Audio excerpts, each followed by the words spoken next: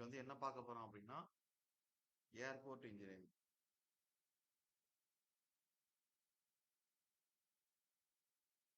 இதான் பார்க்க போறோம். இதுல ஒரு கொஸ்டின்ஸ் கேட்பாங்க. ஆனா ரீசெண்ட் டைம்லலாம் அதுல 2 கொஸ்டின் 3 கொஸ்டின் தான். ஆனா ரீசெண்ட் டைம் ஏன் இப்படி இம்பார்ட்டன்ட் கொடுக்குறாங்கன்னு தெரியல. ஆஹ் 2024லலாம் 4 கொஸ்டின் கிட்ட தான் நினைக்கிறேன் ஏர்போர்ட் இன்ஜினியரிங். அப்ப ஒரு கொஸ்டின் கேட்க வேண்டிய இடத்துல 3 கொஸ்டின் 4 கொஸ்டின் கேட்க ஸ்டார்ட் பண்ணிட்டாங்க. ஆனா குட்டி சப்ஜெக்ட் தான். அப்ப இதுல நிறைய வந்து தெரிஞ்சுக்கணும் அப்படின்னு பார்த்தோம்னா நிறைய பார்க்கலாம். ஆனா எக்ஸாம் பாயிண்ட் ஆஃப்ல தான் நம்ம பார்க்க போறோம். ஏர்போர்ட் இப்ப ஏர்போர்ட்னா உங்களுக்கு தெரியும். இப்ப பொதுவா வந்து போக்குவரத்துன்னு சொல்றது, உங்களுக்கு வந்து தரைவழி பயணம், நீர்வழி பயணம், ஆகாய மார்க்கமாக பயணம் அப்படின்றது. அதான் ஏர்வே அப்படின்னு சொல்லுவாங்க. ஏர்வே, வாட்டர்வே, லேண்ட்வே அப்படின்னு சொல்லுவாங்க. இந்த லேண்ட்வே பொறுத்தவரை 2 கேட்டகரி இருக்கு. ஒண்ணு ஹைவே அப்படின்னு சொல்லுவாங்க. இன்னொன்னு ரயில்வே அப்படின்னு சொல்லுவாங்க. இப்ப பொதுவா டிரான்ஸ்போர்ட்டேஷன் வந்து உங்களுக்கு வந்து அது லேண்ட்வே, ஹைவே சாரி லேண்ட்வே, ஏர்வே, வாட்டர்வேன்னு 3 கேட்டகரியா இருக்கு. அதுல வந்து லேண்ட பொறுத்தவரை மேஜரா ஹைவே, ரயில்வே அப்படின்னு 2 கேட்டகரியா பிரிச்சிருக்காங்க. ஓகே. அப்ப அதுல வந்து நம்ம பார்க்கக்கூடிய இந்த வான்வழி போக்குவரத்துன்னு சொன்னோம்னா, ஏர்வேன்னு சொன்னோம்ல. அதுல இந்த ஏர்போர்ட் இன்ஜினியரிங் படிக்கிறோம். அப்ப டிரான்ஸ்போர்ட்டேஷன்ல இதுவும் ஒன் ஆஃப் த பார்ட் தான் போக்குவரத்துல. அப்ப ஏர்போர்ட்ங்கிறது என்ன சார் அப்படின்னா, it is an area which is to be regularly used for landing and take off off aircraft. இப்ப ஏர்கிராஃப்ட் ஆர் ஏரோபிளேன்ஸ் இல்ல பிளைட் இந்த மாதிரியான விஷயங்கள லேண்டிங் அண்ட் டேக் ஆஃப் பண்றதுக்காண்டி பயன்படுத்தக்கூடிய ஒரு குறிப்பிட்ட ஏரியா தான் என்ன சொல்றாங்க அப்படின்னா, ஏர்போர்ட் அப்படின்னு சொல்றாங்க. அப்ப அந்த ஏர்போர்ட்ங்கிறது மக்கள்கள வந்து ஒரு இடத்துல இருந்து இன்னொரு இடத்துக்கு பயணிக்கிறதுக்கு ஏத்திட்டு போறதுக்கும், அங்கேருந்து வரக்கூடிய பயணிகளை கீழ இறக்கவும் பயன்படுது. அதே மாரி தான் லேண்டிங் அண்ட் டேக் ஆஃப்ன்னு சொல்லிட்டு, கூட்ஸ்களையும் இங்கேருந்து கொண்டு போறதுக்கும், இறக்குறதுக்கும் பயன்படுது. அப்ப ஃபர்ஸ்ட்டு ஏர்போர்ட்னா என்ன அப்படின்னா, பேசிக் டெஃபினிஷன் தெரிஞ்சுக்கிறணும். அத குடுத்துட்டு அடுத்து ஒவ்வொன்னா அப்படியே வரிசையா பார்ப்போம். வெயிட். இப்ப நான் சொன்ன இந்த ஏர்போர்ட் இன்ஜினியரிங்ல ஃபர்ஸ்ட் டெஃபினிஷன் முடிச்சிரும். அப்ப ஏர்போர்ட் நான் குடுக்குறேன். ஏர்போர்ட் அப்படிங்கிறது is an area which is to be regularly is an airport is an area which is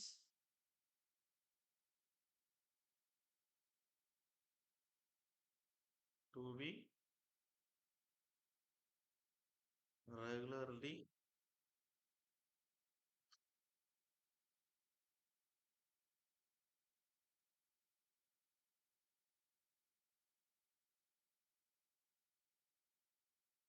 used for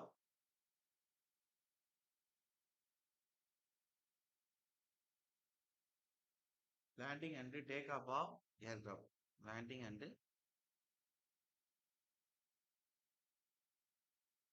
takeoff of takeoff of aircraft. உங்களுடைய ஏர்கிராஃப்ட லேண்டிங் பண்றதுக்கு டேக் ஆஃப் பண்றதுக்கு பயன்படுத்தக்கூடிய அந்த area தான் ஏர்போர்ட் அப்படின்னு சொல்றோம்.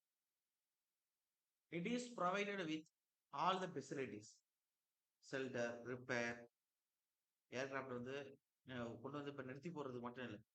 ஏதாச்சும் ரிப்பேர் ஒர்க் பார்க்க போறீங்க. இல்ல பேசஞ்சர் ஹார்கோன்னு சொல்லுவாங்க. இங்க கூட்ஸ்ன்னு சொல்ல மாட்டாங்க. ட்ரெயின்ல வந்து கூட்ஸ்ன்னு சொல்லுவாங்க சரக்க. இங்க ஹார்கோன்னு சொல்லுவாங்க. அப்ப அந்த மாரி பேசஞ்சர் கார்கோ ஏத்துறது, இறக்குறது, இல்ல ரிப்பேர்ஸ் ஒர்க் பார்க்குறது, இல்ல வண்டி நிறுத்தி போடுறது. அப்ப இந்த மாதிரியான விஷயங்களுக்கும் அந்த அந்த இடங்கள பயன்படுத்திக்கிறாங்க. தனித்தனியா குடுத்திருப்பாங்க. ஹேங்கர் பிளேஸஸ், ஓகேவா? பார்க்கிங் அப்படின்னு நெறைய இடங்கள் இருக்கும். அப்ப ரன்வே, ஓகேவா? டாக்ஸி வே அப்படின்னு சொல்லுவோம். அப்போ ஒரு இடத்துல நிறுத்தி போட போறாங்க. அதுக்காண்டி ரன்வேலேருந்து பிரிஞ்சு ஒரு ரோடு வரும். எல்லோ கலர்ல ஹைலைட் பண்ணி குடுத்திருப்பாங்க மார்க்கிங்னா. அதான் டாக்ஸி வேன்னு சொல்லுவோம். ரன்வேங்கிறது லேண்டிங் அண்ட் டேக் ஆஃப் பண்றதுக்கு ஏர்கிராஃப்ட் வந்து இறங்குறதோ, கீழ அ மறுபடியும் டேக் ஆஃப் ஆகுறதுக்கோ பயன்படுத்தக்கூடிய அந்த மெயின் பாத் தான் ஒயிட் கலர்ல மார்க்கிங் குடுத்திருப்பாங்க. பகல் நேரத்துல. நைட் நைட் நேரத்துல லைட்டிங்ஸ் தான். அது வந்து கீழ வந்து நம்ம சிக்னல்ல பார்க்கலாம் ஏர்போர்ட்ல. அப்ப இந்த இடத்துல எழுதிக்கிடுங்க. அப்ப இந்த ஏர்போர்ட் இந்த இடம் ஜஸ்ட் லேண்டிங் அண்ட் டேக் ஆஃப்க்கு மட்டும் பயன்படுத்தாம, வேற செயல்பாடுகளும் இருக்கு. அதுதான் என்னன்னு இப்ப நான் சொன்னேன். It is provided with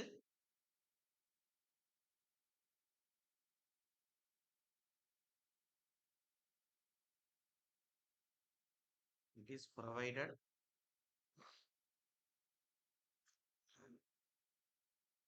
with all the facilities.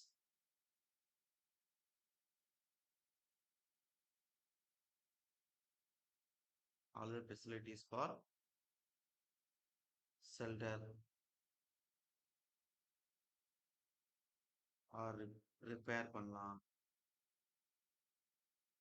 Of aircraft and passenger or cargo ஏத்துறதுக்கு பயன்படுத்தும். And passenger or cargo.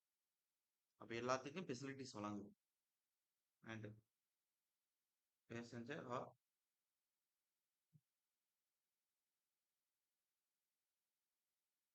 And cargos. கார்கோன்னு கொடுக்கும். ஓகே. அதான் ஏர்போர்ட்டுக்கான டெஃபினிஷன். அப்ப ஏர்போர்ட்டுங்கிறது ஒரு பிளேஸ் தான். நீங்க ஏர்போர்ட் போய் தான் நீங்க என்ன செய்ய முடியும்? அங்க வந்து பிளேன்ல ஏறி நீங்க போக முடியும். ஒரு இடத்துல இருந்து இன்னொரு இடத்துக்கு பயணிக்க முடியும். அப்ப ஏர்போர்ட்ல தான் ரொம்ப முக்கியமான பிளேஸ். அதுல தான் ரன்வேலாம் அமைச்சு உங்களுக்கு வந்து ஏர்கிராஃப்ட் வந்து இறங்குறதுக்கு கரெக்டான கிளியரன்ஸ்லாம் குடுத்துருப்பாங்க. இப்போ ஒரு ஏர்போர்ட்ல வந்து ஒரு ஏர்கிராஃப்ட் வந்து இறங்க போகுது. ஒரு ஃபிளைட் வந்து இறங்க போகுது அப்படின்னா, அவங்க நினைச்ச நேரத்துல இறங்க முடியாது. வந்து இறங்க போறாங்கன்னா, அங்க வந்து அந்த பர்ட்டிகுலர் ஏர்கிராஃப்ட்ட தொடர்பு கொண்டு கிளியரன்ஸ் வாங்கணும். எது அடுத்து அடுத்து ஏதாச்சும் ஒண்ணு அந்த இடத்துல டேக் ஆஃப் ஆக போதா? நாங்க லேண்ட் பண்ணலாமா? அப்ப நாங்க பண்ணக்கூடிய ரன்வேல எந்த ரன்வேல நாங்க பண்ணணும்? அப்ப அதுல எதுவும் அப்செக்ஷன்ஸ் இருக்கா? அப்படின்னு எல்லா இதுவும் வாங்குனதுக்கு அப்புறம் தான் என்ன செய்வோம்னா, அதுல இறங்குவாங்க. கரெக்டான அவங்க சிக்னல் குடுக்கல அப்படின்னா, அதே ஏர்கிராஃப்ட்ட சுத்தி அந்த ஏர்போர்ட்ட சுத்தி சுத்திக்கிட்டே இருப்பாங்க. அது சிக்னல் கிடைச்சதுக்கு அப்புறம் தான் இறங்குவாங்க. அப்ப இறங்கிருங்க அடுத்து.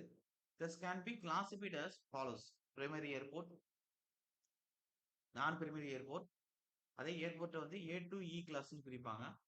அதே மாதிரி ஏர்போர்ட்ட 1 to 7 கிளாஸ்ன்னு பிரிப்பாங்க. பிரைமரி ஏர்போர்ட், நான் பிரைமரி ஏர்போர்ட். இது 2 category. ஏர்போர்ட்டே A to E class அப்படின்னு பிரிப்பாங்க. 1 to 7 கிளாஸ்ன்னு பிரிப்பாங்க. அதுதான் இப்ப பார்க்க போறோம். ரொம்ப இன்டெப்த்தாவும் பார்க்க வேண்டியதில்ல. மேலோட்டமா பார்த்தா போதும். அப்ப எழுதிக்கிறங்க. அதாவது this can be classified as follows.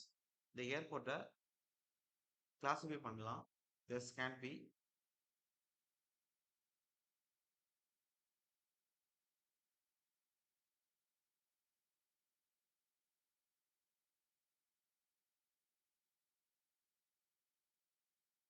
follows. இல்ல ஃபர்ஸ்ட் என்ன சார் அப்படின்னா ஏ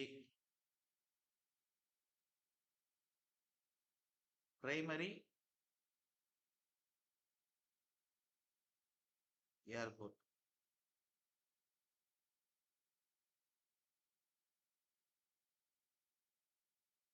அப்ப which can handle more than 10,000 passengers. அதான் பிரைமரி ஏர்போர்ட். அப்ப அந்த ஏர்போர்ட்ல 10,000 பயணிகள்கிட்ட பயணிக்கிறாங்க அப்படின்னா வந்துட்டு போறாங்க ஒரு நாளைக்கு டிராவல் பண்றதுக்கு அப்படின்னா அந்த கெப்பாசிட்டி இருக்கக்கூடிய ஏர்போர்ட்டை பிரைமரி ஏர்போர்ட்னு சொல்லுவோம். அப்ப which can handle more than 10,000 passengers. 10,000 இல்ல 10,000க்கு மேல. which can handle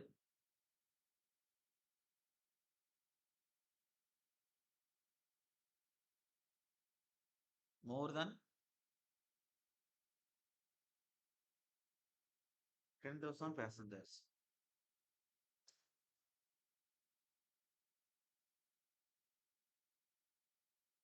அதே மாதிரி பிரைமரி ஏர்போர்ட் சொல்லியாச்சா? நான் பிரைமரி ஏர்போர்ட்.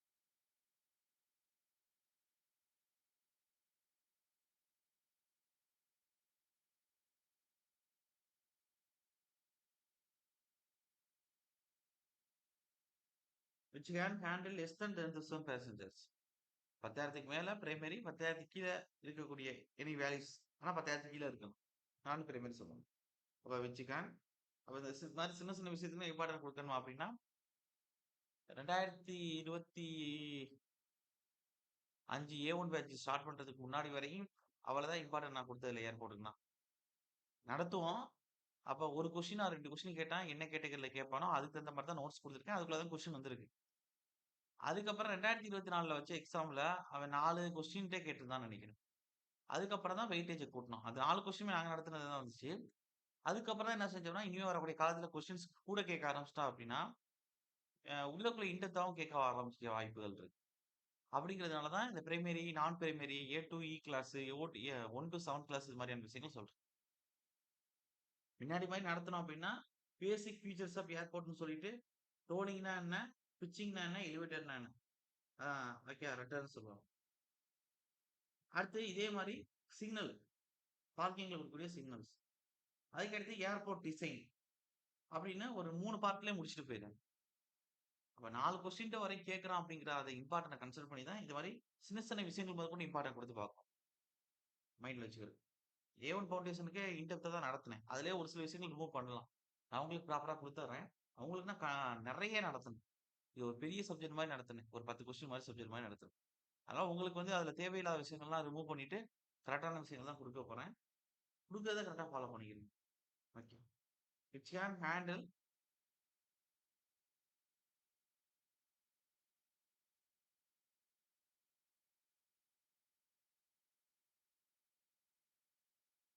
லெஸ் தேன்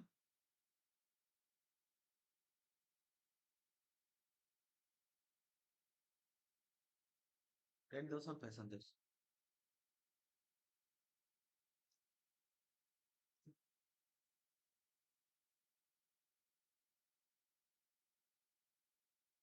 அதுக்கடுத்து ஏர்போர்ட் ஏ டூ இ கிளாஸ்ன்னு எழுதிக்கிறேங்க.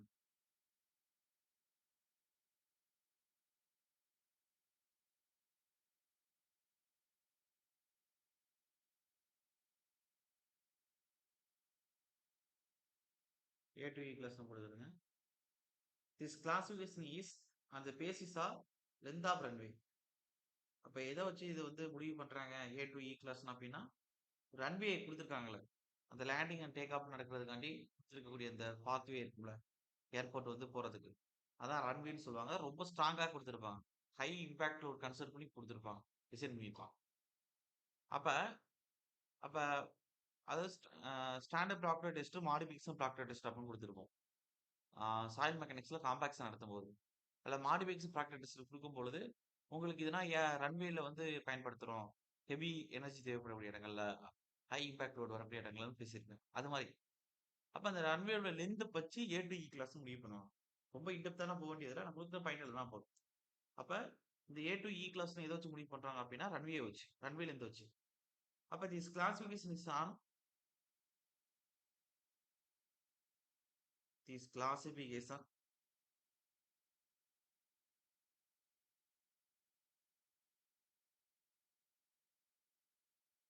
Is on the basis of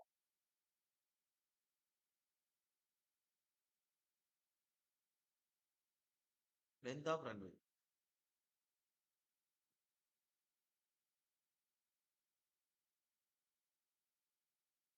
where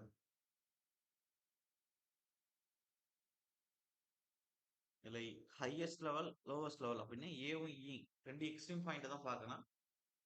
அப்ப A type aircraft has longest runway, E type airport has shortest runway. அப்ப A to இ போக போக ரன்வே லென்த் கம்மியாயிட்டே போகும். எக்ஸாம்ல இப்படிதான் கேட்பான்.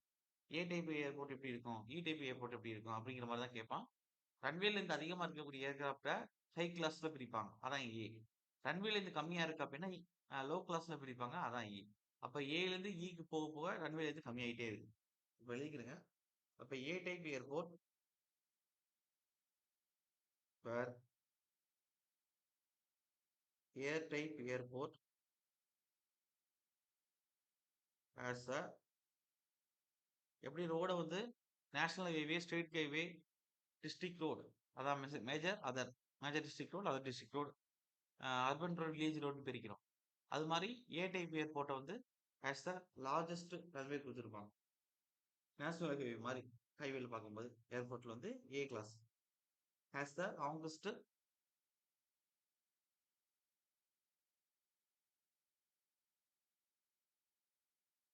ரன்வே அண்ட் இ டைப் வந்து எப்படி இருக்கும் அப்படின்னா இருக்கிறதுலே கம்மியான ரன்வே இருந்திருக்கும். இ type airport has the shortest runway has the shortest runway.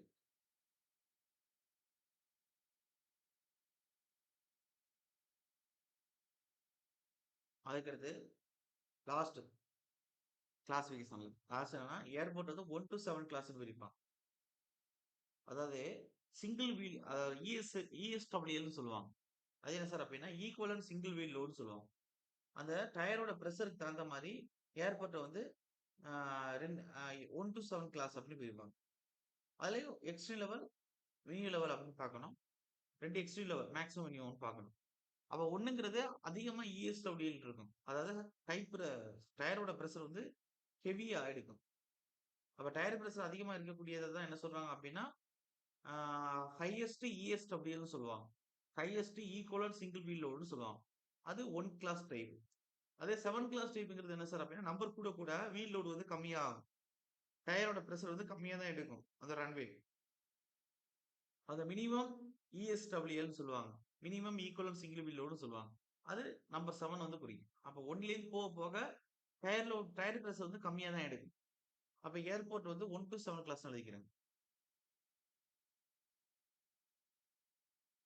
A to E கிளாஸ்ங்கிறது ரன்வே லென்த் வச்சு பிரிக்கிறது. 1 to 7ங்கிறது அந்த இஎஸ்டபிள்யூஎல் ஈக்குவலன்ட் சிங்கிள் வீல் லோட வச்சு பிரிக்கிறது. டயர் பிரஷர் வச்சு பிரிக்கிறது. ஏர்கிராஃப்டோட டயர் பிரஷர் வந்து எவ்வளவு கொடுக்குறது ரன்வேக்கு அதிகமா கொடுக்குதா மினிமமா கொடுக்குதா அப்படிங்கிறத வச்சு பிரிக்கிறது. அப்ப airport 1 to 7 class.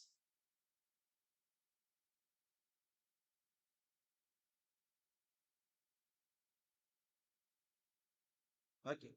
This classification is on the basis. This classification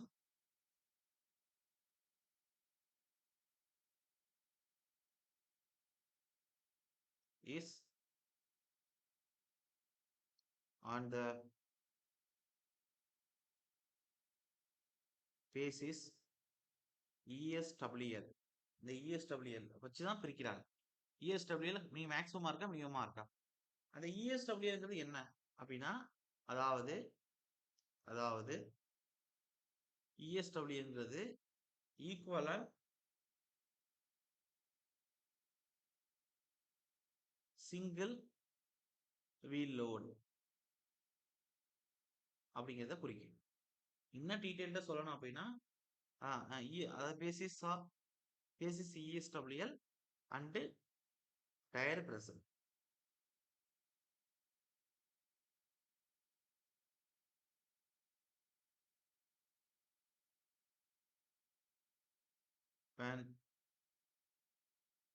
ஒன்னுங்கிற airport வந்து ஒன்னு டைப் ஏர்போர்ட் வந்து எதை ரெப்ரசென்ட் பண்ணுது அப்படின்னா ஒன் ஏர்போர்ட் ரெப்ரசன்ட்ஸ்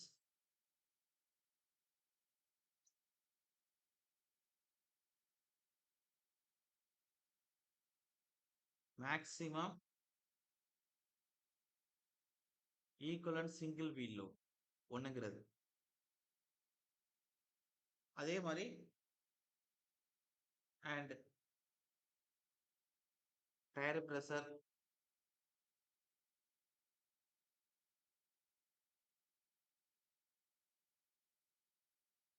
எப்ப 7 அப்படின்னு ரெப்ரசென்ட் பண்றோமோ அது வந்து மினிமம்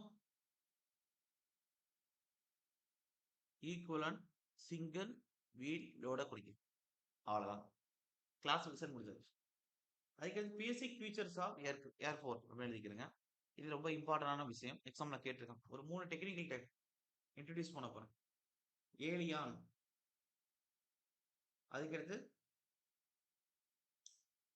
எலிவேட்டர், அதுக்கடுத்து ரட்டர் அப்படின்னு 3 விஷயம் வந்து கொடுக்க போறேன். ஏர்கிராஃப்ட் வந்து நீங்க பார்த்துருப்பீங்க. இந்த அதாவது இந்த குடியரசு தினங்கள்லனா இல்ல முக்கியமா இந்த மெரினா பீச்ல கொஞ்சம் மாதங்களுக்கு முன்னாடி வந்து ஏர்கிராஃப்ட் வந்து இது பண்ணாங்க. அந்த அப்ப வந்து இந்த பொதுமக்கள்லாம் கூடி நெறைய பேர் பார்த்தாங்க. கூட்ட நெரிசலோட ஏற்பட்டு நெறைய பேர் இறந்து போனாங்க. அப்ப அவங்க வந்து எப்படி அந்த ஏர்கிராப்ட்ட மேல பறக்கும்போது, ஆ அது அதுல வந்து ரொட்டேஷன் பண்றாங்க. அதாவது லாங்கிடியூனலா அத மூவ் பண்றாங்க, சுத்துறாங்களா அப்படின்னா, ரோலிங் மோஷன் சொல்லுவாங்க. அதே லேட்டரலா மூவ் பண்றாங்க அப்படின்னா, பிட்சிங் மோஷன் சொல்லுவாங்க. அதே வந்து அதே வந்து ரிவர்ஸ் அது எப்படி தலைகீழா இந்த சொல்லுவாங்கல்ல, அ அ பல்டி அடிக்கிற மாரி. அப்ப அத யாயிங் மோஷன் சொல்லுவாங்க. Z axis X, Y, Z. அப்ப உங்களுக்கு வந்து லாங்கிடியூனல் போர்ஷன்ங்கிறது ரோலிங். லேட்டரல் போர்ஷன்ங்கிறது பிட்சிங். ஆ இசட் ஆக்ஸ பொறுத்து, அதாவது ஏர்கிராப்ட்ட டர்ன் பண்றது அப்படி சுத்தி. யாவிங்ன்னு சொல்லுவாங்க. அப்ப இது 3க்கும் ஒவ்வொரு விஷயம் செயல்படும். இப்ப வந்து நீங்க லாங்கிட்லா மூவ் பண்ணணும் அப்டின்னா, ரோலிங் மோஷன் சொன்னோம்ல. அத வந்து எது கண்ட்ரோ இட் இஸ் கண்ட்ரோல்டு எதுனா ஏலியன் தான். ஏலியன் தான் அத லாங்கிட்ல மூவ் பண்றதுக்கு கண்ட்ரோல் பண்ணுது. அதே லேட்டரல் ஆக்சிஸ்ல இந்த மூவ் பண்றது தான் பிட்சிங் மோஷன்னு சொன்னோம். அத கண்ட்ரோல் பண்றது எலிவேட்டர். அதே மாரி யாவிங் மோஷன் கொண்டு வரப்போறோம் அப்டின்னா, அதை கண்ட்ரோல் பண்றது யாரு சார் அப்டின்னா, ரட்டர். அப்ப எக்ஸாம்ல கேட்பான். லாங்கிடியூனல் ஆக்சிஸ பொறுத்து நம்ம டர்ன் பண்றோம் அப்டின்னா, அத ரோலிங் மோஷன் சொல்லுவோம். அத யாரு கண்ட்ரோல் பண்றான்னா, ஏலியன். அந்த இதுல இருக்கக்கூடிய ஒரு போர்ஷன் தான். அதே மாரி ஏர்கிராப்ட்ட லேட்டரல் ஆக்சிஸ்ல டர்ன் பண்ண போறோம் அப்டின்னா, அதுக்கான பேரு பிட்சிங் மோஷன்னு சொல்லுவாங்க. அத கண்ட்ரோல் பண்றது பின்னாடி இருக்கும். இந்த எப்படி வந்து மீனுக்கு வந்து துடுப்பு மாரி பின்னாடி இருக்கு. வால் பகுதியில. அதே மாரி குடுத்திருப்பாங்க. அப்ப அதுதான் எலிவேட்டர்ன்னு சொல்லுவாங்க. அதே வந்து யாவிங் போர்ஷன் அப்டின்னா, ரட்டர்ன்னு சொல்லுவாங்க. அது ஒரு ரெக்கட்டையில குடுத்திருப்பாங்க. அப்ப இதுல நமக்கு தேவையான விஷயம் என்ன அப்டின்னா, லாங்கிடியூடினல் ஆக்சிஸ்னா ரோலிங் மோஷன் நடக்கும். அத கண்ட்ரோல் பண்றது ஏலியன். அப்ப அது நமக்கு எக்ஸாம் தேவை. அதுக்கடுத்து லேட்டரல் ஆக்சிஸ்ல நம்ம டர்ன் பண்ண போறோம் அப்டின்னா, அந்த மோஷன வந்து பிட்சிங் மோஷன்னு குறிப்பிடுவாங்க. அத கண்ட்ரோல் பண்றது எலிவேட்டர். அந்த அந்த பாயிண்ட் தேவை. அதுக்கடுத்து நம்ம வந்து வெஹிக்கிள் ஆக்சிஸ்ன்னு சொல்லுவாங்க. ஜெட் ஆக்ஸிஸ பொறுத்து பண்ண போறோம் அப்டின்னா, மூவ் பண்ண போறோம், டர்ன் பண்ண போறோம் அப்டின்னா, அத வந்து யாவிங் மோஷன் சொல்லுவாங்க. அப்ப அதுல கண்ட்ரோல் பண்றது வந்து ரட்டர். அப்ப ஏலியான், எலிவேட்டர், ரட்டர். மோஷன பொறுத்தவரை rolling motion, pitching motion, yawing motion. இது 3லேருந்து ரிப்பீட்டடா நெறைய டைம் எக்ஸாம்ல கொஸ்டின் கேட்டிருக்கு. ஓகே. விளங்கிருங்க. பேசிக் ஃபீச்சர்ஸ் ஆஃப் ஏர்கிராப்ட்ன்னு போடுங்க. ஏர்ஃபோர்ட்ன்னு போடுங்க. ஏர்கிராப்ட்ல ஏர்ஃபோர்ட்.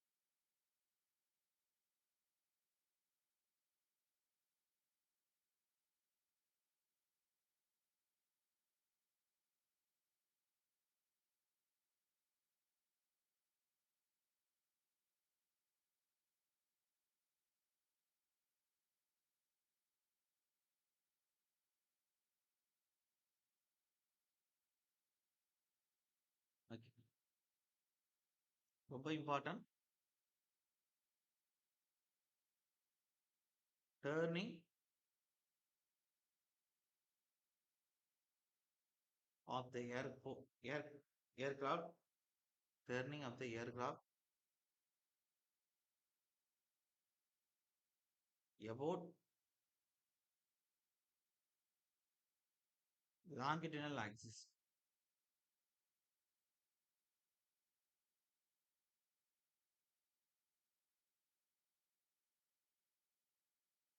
is termed as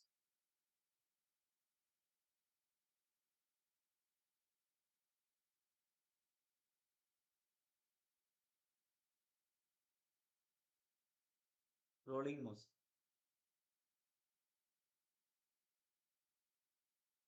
அப்ப இந்த ரோலிங் மோஷனை கண்ட்ரோல் பண்றது யார் அப்படின்னா, it is controlled using Eliya.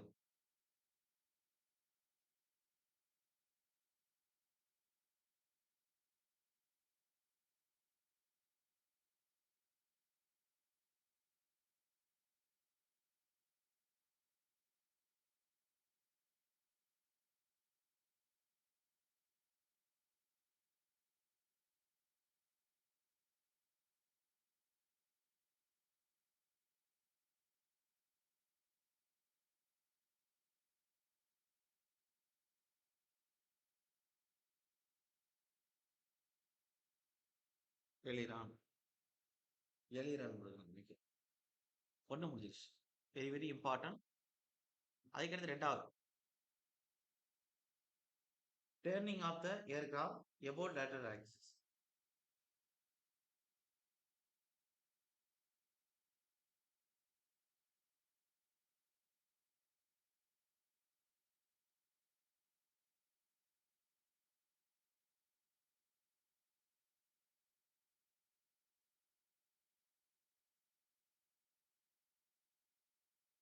Is termed as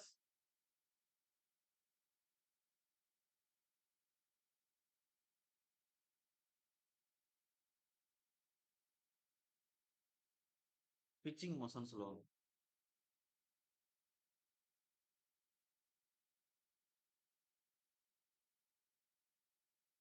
இதை இதை இதை கண்ட்ரோல் பண்றது என்னன்னா, it is controlled by elevator.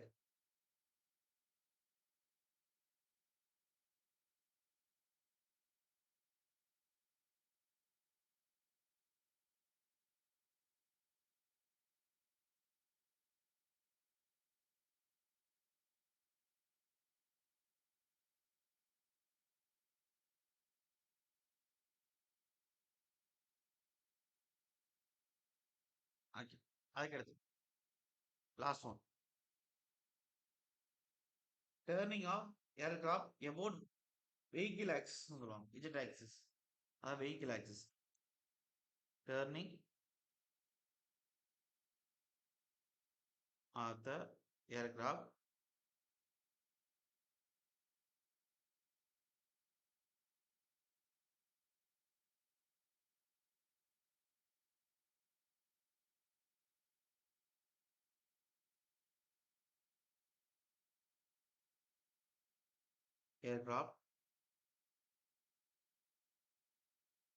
about vehicle axis. அதாவது Z axis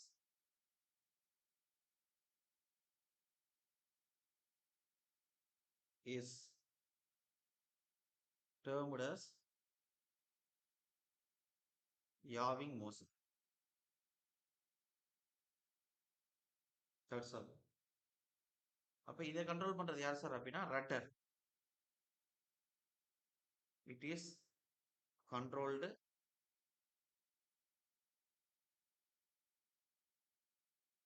ரட்டர் சொல்லுவோம்.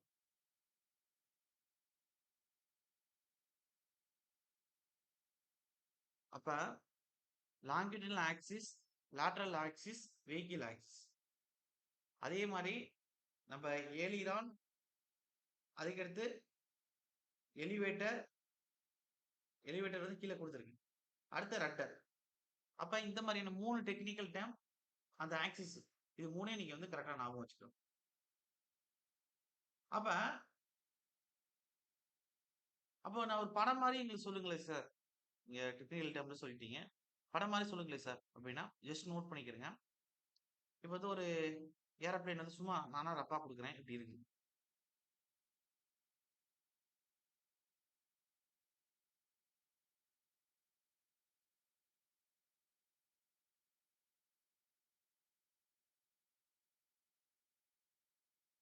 இப்படி இருக்கு. ஓகே, வச்சுக்கிறேங்க. ஏன்னா ஒரு ஏர்கிராஃப்ட் அப்படின்னு வச்சுக்கிறேன். சும்மா ரஃபா தான் கொடுத்துருக்கேன். நான் இப்போ அழிச்சிருவேன். இதுல நீங்களே ஆக்சிஸ் பிரிக்கலாம்.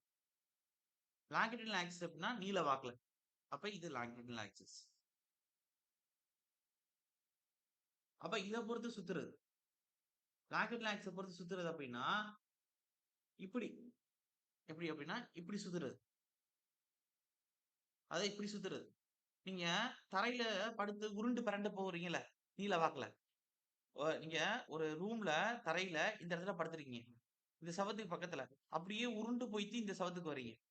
அப்படி ஒரு ஏரோப்ளேன் சுத்துதுல நீல வாக்குல, அதுதான் என்ன சொல்லுவாங்க அப்படின்னா உங்களுடைய ஏலியன் அப்படின்னு சொல்லுவாங்க. லாங்கிடினல் ஆக்சிஸ் சுத்துறது. சாரி சாரி சார், லாங்கிடினல் ஆக்சிஸ் சுத்துறது நம்ம என்ன சொல்லுவோம் அப்படின்னா ரோலிங் மோஷன் சொல்லுவாங்க. நம்ம எப்படி வந்து இப்ப படுத்துக்கிட்டே தரையில உருண்டு போய் படுக்கிறோம், அப்ப ரோலிங் மோஷன். அதை கண்ட்ரோல் பண்றதுதான் ஏலிரான் அப்படின்னு சொல்லுவாங்க.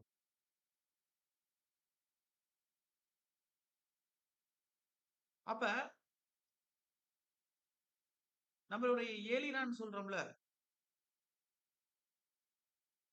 இந்த ஏலியன் எங்க சார் இருக்கும் அப்படின்னா, இப்படி நம்ம இப்படி உருளணும் அப்படின்னா எலியன் தான் ரொம்ப முக்கியம்னு சொன்னேன். அது எங்க இருக்கும் அப்படின்னா, இந்த ரெக்கட்ட இருக்கு தெரியுமா? அந்த ரெக்கட்டையில இந்த போர்ஷன்ல இப்படி இருக்கு. நீங்க வேணா என் படம் நெட்லயோட போட்டோ டெவலப் பண்ணி பாருங்க. ரெக்கட்டையில இந்த போர்ஷன்ல இருக்கு. இததான் என்ன சொல்லுவோம் அப்படின்னா, ஏலியன் அப்படி சொல்லுவாங்க. ஒரு விஷயம் முடிஞ்சிருச்சு. அடுத்து அடுத்து லேட்டரல் ஆக்சிஸ். லேட்டரல் ஆக்சிஸ்னா என்ன அர்த்தம்? கிடைமட்டமா. அப்ப கிடைமட்டமா நம்ம எப்படி பிரிக்கலாம்? இப்படி பிரிக்கலாம்.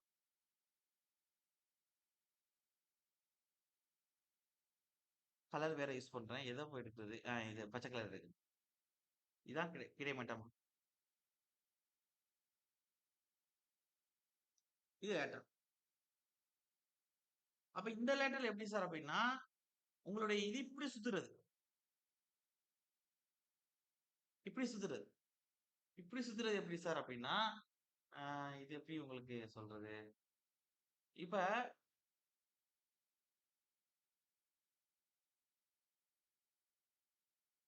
இந்த பறவைகள் பறக்கும்போது இப்படி சுத்தி, சுத்தி, சுத்தி பறக்கும். அது எப்படி அந்த போர்ஷன் சொல்றதுன்னு எனக்கு கரெக்ட்டா தெரியல. அப்ப வெர்டிகலா மேலே கீழே மூவ்மெண்ட் ஆகுற மாரி சுத்துறது. இது வந்து உருண்டு போனது நீள வாக்குல. இது வந்து எப்படின்னா இப்படி சுத்தும். இந்த இந்த இந்த இதுல சுத்தும். இப்படி. அதாவது இந்த டால்பின்ஸ்னா கடலுக்குள்ள இப்படியே பறந்து, பறந்து உள்ளுக்குள்ள தண்ணிக்குள்ள மூழ்கி இப்படி பறந்து, பறந்து இப்படியே போகும். நீங்க பார்த்திருப்பீங்க. டால்பின்ஸ்னா இப்படி மூவ் ஆயி, இப்படி மூவ் ஆயி இப்படி போகுதுல்ல.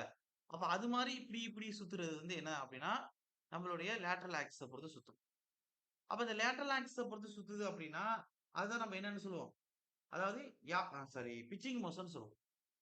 சூப்பர். இதுக்கு இன்னொரு எக்ஸாம்பிள் என்ன அப்படின்னா, நீங்க பந்த ஒரு இதுல தூக்கி போடுறீங்க. அந்த பந்து கீழ பட்டு என்ன செய்யும்? இப்படி பட்டு, பட்டு, பட்டு, பட்டு, பட்டு இப்படி போதா? பிட்ச் ஆயி, பிட்ச் ஆயி போதா? அதான் பிட்சிங் மோஷன். அப்ப அதே மாரி என்ன செய்யும்? நம்ம ஏர்கிராஃப்ட் வந்து இப்படி, இப்படி, இப்படி போகும். அப்படி போறது தான் என்னது அப்படின்னா, ஆ நம்மளுடைய இந்த பிட்சிங் மோஷன் சொல்லுவோம். Lateral axis. அப்ப இது லாங்கிடியூடினல்.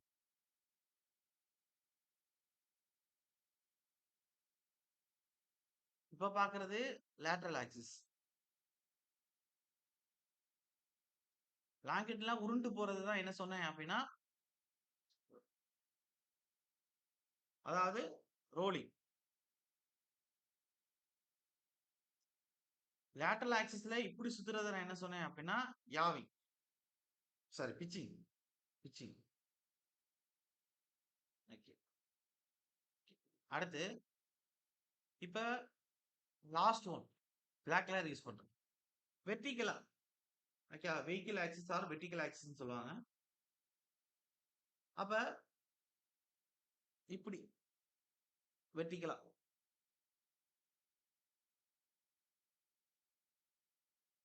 அப்ப இது எப்படி சார் அப்படின்னா, ஆ உங்களுக்கு ஒரு எப்படி சொல்றது? இப்படி 0 டூ 360 டிகிரி வந்து சுத்துறோம்ல. ஒரு ஒரு வட்டத்துல நீங்க நடக்கிறீங்க. இப்படியே சுத்துறோம்ல. இப்படி சுத்துறதுக்கான நோக்கம். இப்ப இப்படி ஒரு பொருள் இருக்கு. இத சுண்டி விடுறீங்க. இந்த பொருள் எப்படி செய்யும்? இப்படி மூவ் ஆயிட்டு, இப்படி மூவ் ஆயிட்டு, இப்படி மூவ் ஆயிட்டு சுத்திக்கிட்டே இருக்கு. அப்ப அந்த மாரி சுத்துறது தான் என்ன சொல்லுவாங்க அப்படின்னா, உங்களுக்கு இந்த வெர்டிகல் ஆக்சிஸ் ஆர் வெஹிக்கிள் ஆக்சிஸ்ன்னு சொல்லுவாங்க. அப்ப இதுக்கு முக்கியமான காரணம் சார் பிட்சிங்ன்னு சொல்ல மறந்துட்டேன் பாருங்க. பிட்சிங் முக்கியமான காரணம் என்ன அப்படின்னா, எலிவேட்டர். அப்ப அந்த எலிவேட்டர் எந்த பொசிஷன் சார் இருக்கும்? ஏலியான்னு சொன்னீங்க. அதே மாரி எலிவேட்டர் எங்க சார் இருக்கும் அப்படின்னா, அந்த எலிவேட்டர் இங்க குடுத்திருப்பாங்க. இந்த பின்னாடி வந்து இந்த அப்படி இருக்குல்ல.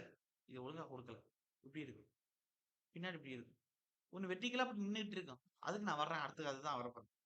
அந்த பின்னாடி இருக்கிறதுல, அந்த லாஸ்ட் பின்புறமா குடுத்திருப்பாங்க. பின்னாடி இந்த சைடு பாதி. இந்த போர்ஷன் தான் என்ன அப்படின்னா, எலிவேட்டர் போர்ஷன். இதுதான் லேட்டரலா மூவ் பண்றது. மூவ் பண்றதுக்கு யூஸ் ஆகுது. அப்ப இதுதான் எலிவேட்டர். ஓகே. வச்சுக்கோங்க. இப்ப ரட்டர் பார்க்கணும். ரட்டர் என்ன சார்ன்னா, இந்த வெர்டிகலா ஒண்ணு நின்னுகிட்டு இருக்கு தெரியுமா? மேலாப்ல. அதான் ரட்டர். தூக்கிட்டு மேலாப்ல நிக்குதுல்ல. இதான் ரட்டர். ரட்டர்.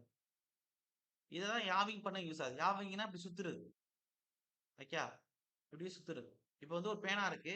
பேனாவ இங்க சுட்டுட்டேன் அப்படி இருக்கு இது இந்த முனைய சுத்திட்டா என்ன செய்யும்? இப்படி இந்த பேனா அப்படியே சுத்தும். ஓகே. இங்க வரும், இங்க வரும், இங்க வரும், இங்க வரும் அப்படின்னு சுத்தும் 360 டிகிரி. அதே மாரி ஒரு ஏர்கிராஃப்ட் சுத்துது அப்படின்னா, அதுதான் என்னது? அதாவது யாவிங் அப்படின்னு சொல்லுவாங்க. அது எந்த ஆக்சிஸ் அப்படின்னா, இந்த வெர்டிகல் ஆக்சிஸ். ஸ்டேபிள் டைரக்ஷன் சொல்லுவாங்க. ஒரே இடத்துல நிலையா நின்னுகிட்டு, அத வந்து சுத்துறது அப்படி.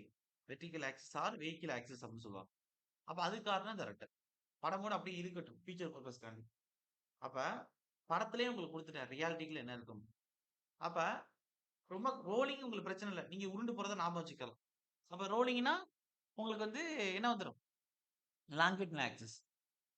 அப்ப லாங்கிட்யூடினல் ஆக்சிஸ் அத கண்ட்ரோல் பண்றது யாரு? ஏலியன். அது எங்க இருக்கும்? விங்ல இருக்கும். முடிஞ்சுச்சு. அடுத்து லேட்டரல் ஆக்சிஸ். லேட்டரல் ஆக்சிஸ்னா பிட்ச் ஆயி போறது. ஏர்கிராஃப்ட் வந்து மீன் மாரி இப்ப டால்பின் பீத்து பந்து வந்து குத்தி குத்தி போகுதுல்ல பிட்ச் ஆயி. அது மாரி இப்படி மேல மேல பெய்த்து போறது. கீழ இறங்குறது, மேல போறது. கீழ இறங்குறது, மேல போறது. அப்படி போறது. அதுக்கான முக்கியமான விஷயம் என்ன அப்படின்னா, லேட்டரல் ஆக்சிஸ். அதுதான் பிட்சிங் மோஷன் சொல்றோம். இந்த பிட்சிங் மோஷன கண்ட்ரோல் பண்றது யாரு அப்படின்னா, நம்மளுடைய எலிவேட்டர். அது எப்படி இருக்கும் அப்படின்னா, பின்னாடி இருக்கும். பின்புறத்துல குடுத்திருப்பாங்க. அதே மாரி வெர்டிகலா ஒரே இடத்துல ஸ்டேபிளா நின்னுகிட்டு, அந்த ஏர்கிராஃப்ட் சுத்திக்கிட்டே இருக்கும். திரும்பிக்கிட்டே இருக்கு. அப்படியே ஒரு 360 டிகிரி சுத்திக்கிட்டே இருக்கு. நீங்க ஒரே இடத்துல நின்னுகிட்டு சுத்துறீங்கல்ல, 0 டூ 360 டிகிரி உங்க உடம்ப சுத்துறீங்க. நின்னுகிட்டே அப்படி சுத்திட்டு வர்றீங்க. அதே மாரி ஏர்கிராஃப்ட் சுத்தும். அதுதான் என்ன அப்படின்னா, உங்களுக்கு யாவிங் மோஷன் சொல்லுவாங்க. அப்ப அது எது அத கண்ட்ரோல் பண்றது பின்னாடி வெர்டிகலா மேலாப்புல தூக்கிட்டு இருக்க மாரி இருக்கு. ஏர்கிராஃப்ட்ல. அதான் ரட்டர். அந்த ரட்டர் தான் என்ன செய்யுதுன்னா, இந்த விஷயத்த கண்ட்ரோல் பண்ணுது. அப்ப வெர்டிகல் ஆக்சிஸ் வந்து யாவிங் மோஷன் எழுதிக்கிறேன்.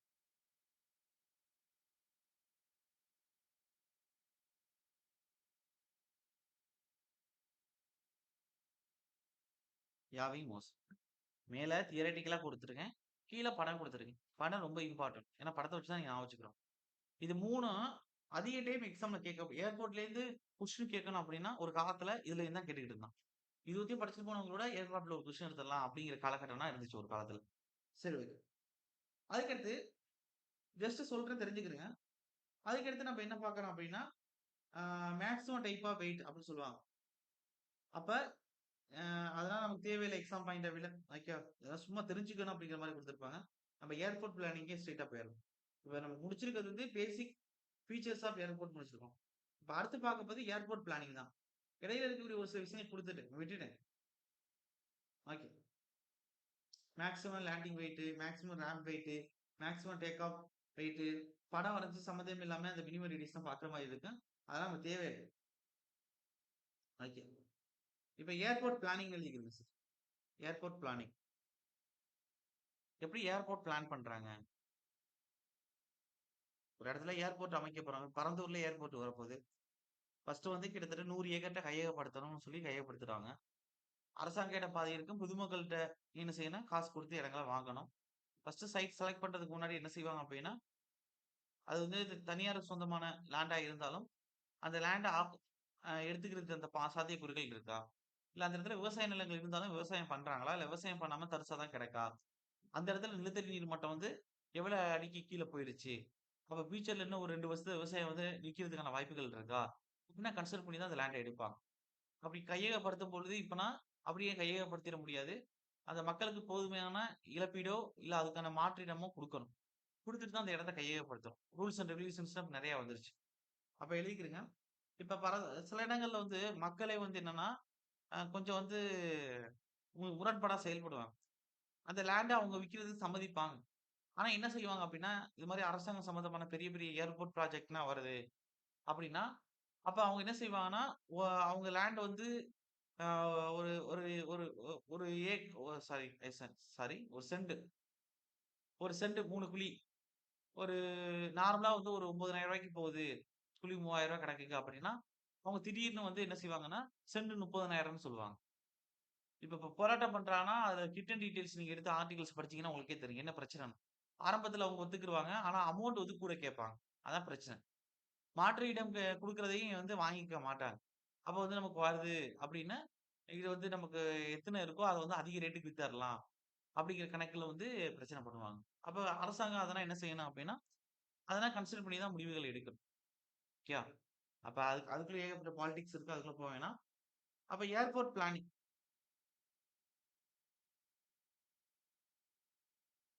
அப்போ ஒரு ஏர்போர்ட் அமைக்கணும் அப்டின்னா, அப்ப வந்து அந்த இடத்துல கால சூழ்நிலைகளும் கரெக்ட்டா நிகழணும். சும்மா இடம் வத்தையும் கிடைக்குது அப்படிங்கன்னா நீங்க இறங்கிற முடியாது. அந்த இடத்துல அட்மாஸ்பியர் கண்டிஷனையும் நீங்க நல்லா அப்சர்வ் பண்ணணும். அதுக்கு ஃபர்ஸ்ட் வந்து நம்ம ஃபர்ஸ்ட் ஏர்போர்ட் சைட் செலக்ஷன் வந்து நம்ம பார்த்துருவோம். ஏர்போர்ட்டோட யூஸ் என்ன? பிராக்ஸிமிட்டி டூ அதர் ஏர்போர்ட், டோபோகிராபி எப்படி இருக்கணும்? அதுக்கடுத்து அப்ஸ்ட்ரக்ஷன் அண்ட் விசிபிலிட்டி எப்படி இருக்கணும்? அப்புறம் விண்டு காத்து அந்த இடத்துல எப்படி அடிக்கணும்? நாய் சத்தங்கள்லாம் எப்படி இருக்கணும்? அப்ப அந்த மாதிரியான சில விஷயங்கள கன்சிடர் பண்ணி பார்த்துருவோம். அதுக்கடுத்து ஒவ்வொன்னா உள்ளுக்குள்ள போலாம். அப்ப ஏர்போர்ட் பிளானிங் பாருங்க. அப்ப ஃபர்ஸ்ட் எடுத்தோனே எக்ஸாம் பாயிண்ட் அப்படியே எழுதிருவோம். Airport site selection 1.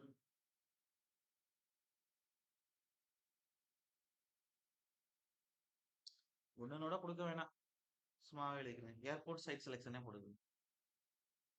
Airport plan திட்டமிடும் பொழுது ஃபர்ஸ்ட் சைட் செலக்ஷன்.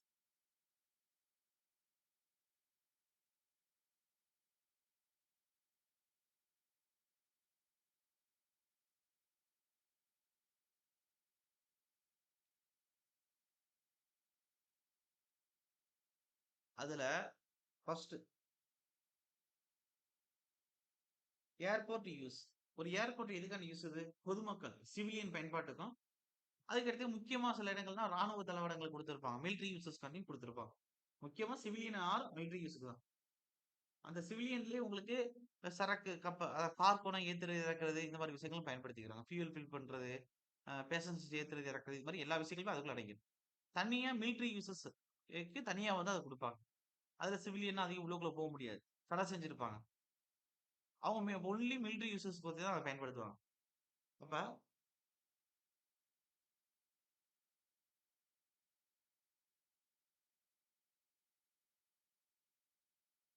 ஏர்போர்ட் யூஸ்ன்னு போடுங்க. Civilian or military use.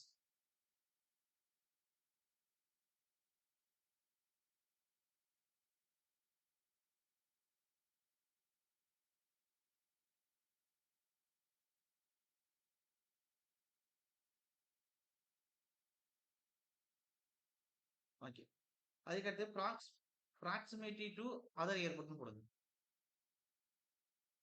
அதாவது லேண்டிங் பண்றதுக்கோ, டேக் ஆஃப் பண்றதுக்கோ எந்த ஒரு இன்டர்ஃபரன்ஸும் இருக்கக்கூடாது.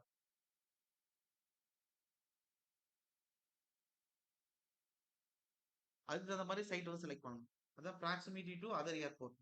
அப்ப ஒரு ஏர்போர்ட்க்கு பக்கத்துல இன்னொரு ஏர்போர்ட்ட கட்டவே கூடாது.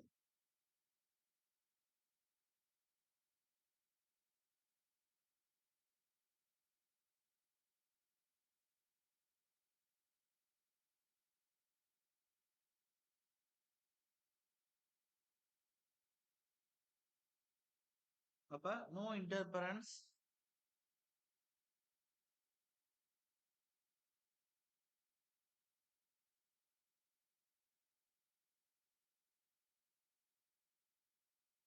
இன் லேண்டிங் அண்ட் டேக் ஆஃப்.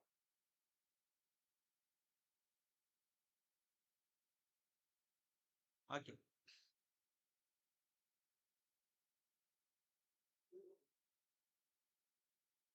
3வது எழுதிக்கிறேங்க. டோபோகிராஃபின்னு போட்டுக்கிறேங்க. டோபோகிராஃபி எப்படி இருக்கும்னா, நார்மல் எர்த் சர்ஃபேஸோட ஏர்போர்ட் அமைக்கக்கூடிய இடம் கொஞ்சம் உயரமான இடமா இருக்கணும். ரைஸ்டு கிரவுண்டா இருக்கணும். அதான் டோபோகிராஃபி. டோபோகிராஃபி.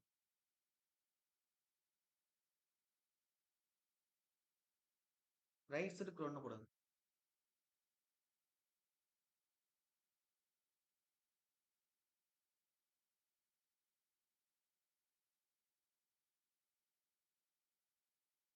அதுக்கடுத்து 4வது அப்ஸ்ட்ரக்ஷன் அண்ட் விசிபிலிட்டின்னு போடுங்க.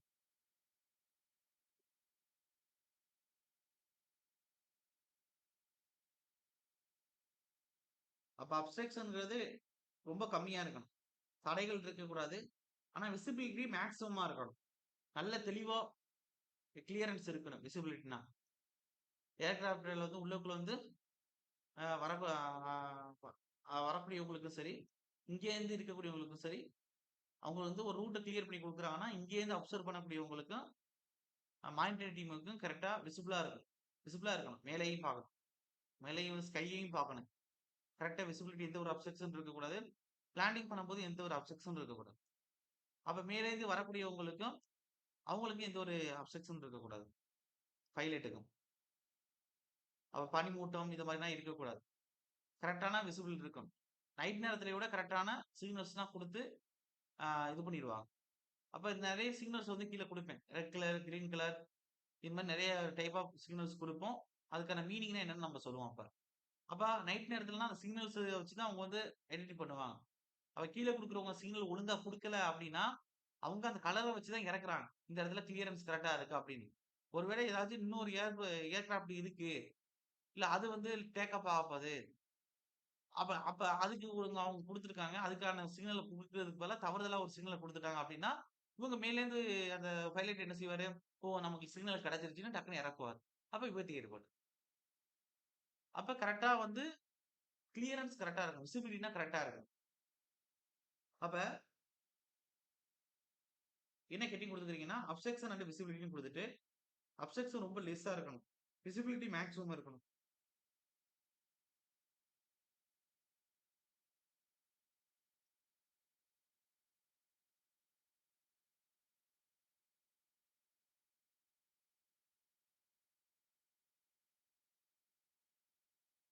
ஓகே.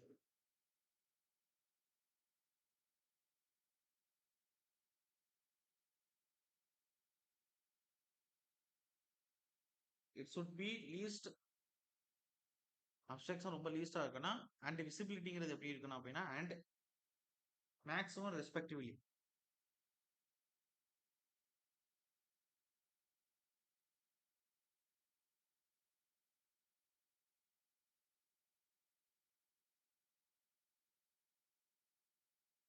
ஓகே.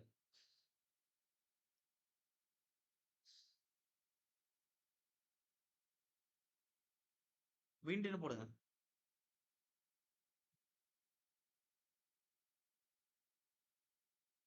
விண்டுங்கிறது முக்கியமான விஷயமே இவன் தான். அது ரன்வேல வந்து ஏர் அ எந்த அளவுக்கு இருக்கு, உள்ளுக்குள்ள வந்து சுத்திக்கிட்டு இருக்கு அப்படின்னு சொல்றது. அப்ப runway is oriented such that landing and take off is done by heading into the wind. அப்ப இப்ப உங்களுக்கு வந்து சும்மா ரஃப்பா குடுக்குறேன். இத வரைஞ்சுக்க வேணாம். தெரிஞ்சு குடுக்குறேன். உங்களுக்கு வந்து விண்ட் வந்து இந்த டைரக்ஷன்ல அடிக்குதுன்னு வச்சுக்கோங்க. இந்த டைரக்ஷன்ல விண்ட் அடிக்குது. ரன்வே அப்படி இருக்கு. இந்த டைரக்ஷன்ல விண்ட் அடிக்குது. அப்ப நம்ம ஏர்கிராஃப்ட் எப்படி டிசைன் பண்ணியிருப்போம்னா, கொஞ்சம் மேல் நோக்கி இப்படி தூக்குனாப்ல தான் டிசைன் பண்ணியிருப்போம். ஓகேயா? ஹைட்டா. அப்ப இந்த விண்ட் தான் பட்டு என்ன செய்யுது அப்படின்னா, அது மேல வந்து ஆ லிஃப்ட் பண்ண போகுது. அப்ப இந்த ஃபோர்ஸ தான் என்ன சொல்லுவாங்க அப்படின்னா, ட்ராக் ஃபோர்ஸ் அப்படின்னு சொல்லுவாங்க. டிப் டு வெலாசிட்டி இதான் கிரியேட் பண்ணுது. இதுதான் குத்தி மேலாப்ல தூக்கி விடுது. அப்ப ஆப்போசிட் நம்ம ரன் பண்ணக்கூடிய இதுக்கு ஆப்போசிட்ல டைரக்ஷன், விண்ட் டைரக்ஷன் ஆப்போசிட்ல தான் நம்ம பண்றோம். அப்ப மினிமம் விண்ட் ஃப்ளோவேஷன் அந்த ஏர்போர்ட்டுக்குள்ள இருந்தா தான், இது அப்படியே நம்ம வந்து வெஹிக்கிள் வந்து இது பண்ணிட்டு வரும்போது, இது வந்து என்ன செய்யும்? இதுல பட்டு மேலாப்ல லிஃப்ட் பண்ணி விடும். அப்படியே லிஃப்ட் பண்ணி விடும். டேக் ஆஃப் ஆகுறது. அப்ப விண்டுங்கிறது ரொம்ப இம்பார்ட்டன்ட். அப்ப எழுதிக்கங்க. அப்ப வந்து நம்ம இந்த இதுக்கு ஹெட்டிங்ல குடுத்திருப்பாங்க. விண்டுங்கிறது ஆப்போசிட் டைரக்ஷன்ல. அதுக்கு தகுந்த மாரி ரன்வே வந்து டிசைன் பண்ணியிருப்பாங்க. அப்ப அதுக்கு நேரா அத பொறுத்து தான் நம்ம என்ன செய்யணும்? நம்மளுடைய ஏர்கிராஃப்ட்ட இது பண்ணணும். ரன் பண்ணணும். அப்ப சார் சீசனுக்கு தகுந்த மாரி ஏர் வந்து மாறி அடிக்குமே! அப்ப என்ன செய்றது அப்டின்னா, அதுக்கு தகுந்த மாரி ரன்வே நெறைய அமைச்சு வச்சிருப்பாங்க. டைரக்ஷன் தகுந்த மாரி. அதுக்கு தகுந்த டைரக்ஷன்ல என்ன செய்வாங்கன்னா இயக்குவாங்க. நெறைய எக்யூப்மென்ட்ஸ் டெக்னாலஜிலாம் வந்துருச்சு. அதுக்கு தகுந்த மாரி விண்ட் எந்த டைரக்ஷன்ல அடிக்குது அப்டின்னு தகுந்த மாரி அவங்க இயக்குவாங்க. விண்டுங்கிறது என்ன அப்டின்னா, எழுதிக்கிறேங்க. அதாவது runway is oriented such that landing and take off is done by heading into the wind. ஓகேவா? விண்ட் அடிக்கக்கூடிய டைரக்ஷனுக்கு ஹெட்டிங்னா ஆப்போசிட்ல தான். விண்ட் டைரக்ஷனுக்கு ஆப்போசிட்ல தான் நம்ம என்ன செய்யணும்? நம்ம ரன்வே அமைக்கணும். அதுக்கு தகுந்த மாரி. லேண்டிங் பண்றதுக்கு, டேக் ஆஃப் பண்றதுக்கு. அப்ப எழுதிக்கிறேங்க. இங்க குறுக்கவா? ஆ. அதாவது runway is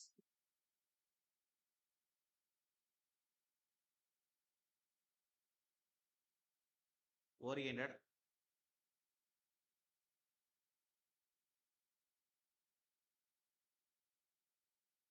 such that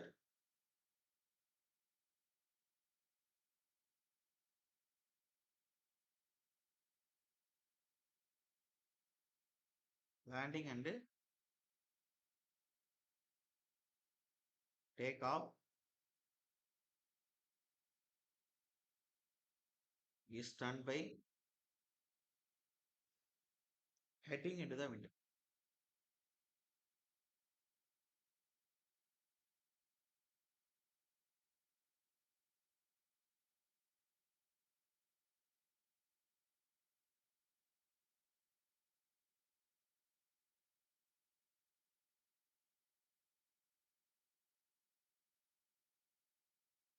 Nice போடுங்க. It must be away from residential development. Okay. அப்ப குடியிருப்பு பகுதிகள்ல இருந்து தூரமா வைக்கணும். ஏன்னா ஏர்போர்ட் இது பண்றோம் அப்படின்னா ஹெவியா சவுண்ட் வந்துகிட்டே இருக்கு. உங்களுக்கு தெரியும் எந்த அளவுக்கு நாய்ஸ் இருக்கும். லேண்டிங் பண்ணும்போது டேக் ஆஃப் பண்ணும்போதெல்லாம் ரொம்ப சவுண்ட் வந்துகிட்டே இருக்கு. அனௌன்ஸ்மெண்ட் கொடுத்துக்கிட்டே இருப்பாங்க. அப்ப நம்ம குடியிருப்பு ரெசிடென்சியல் ஜோனுக்கு பக்கத்துல ஏர்போர்ட் அமைக்கவே கூடாது. தூரமா தான் அமைக்கணும். அப்ப எழுதிக்கிறேங்க. அதாவது it must be away from residential development.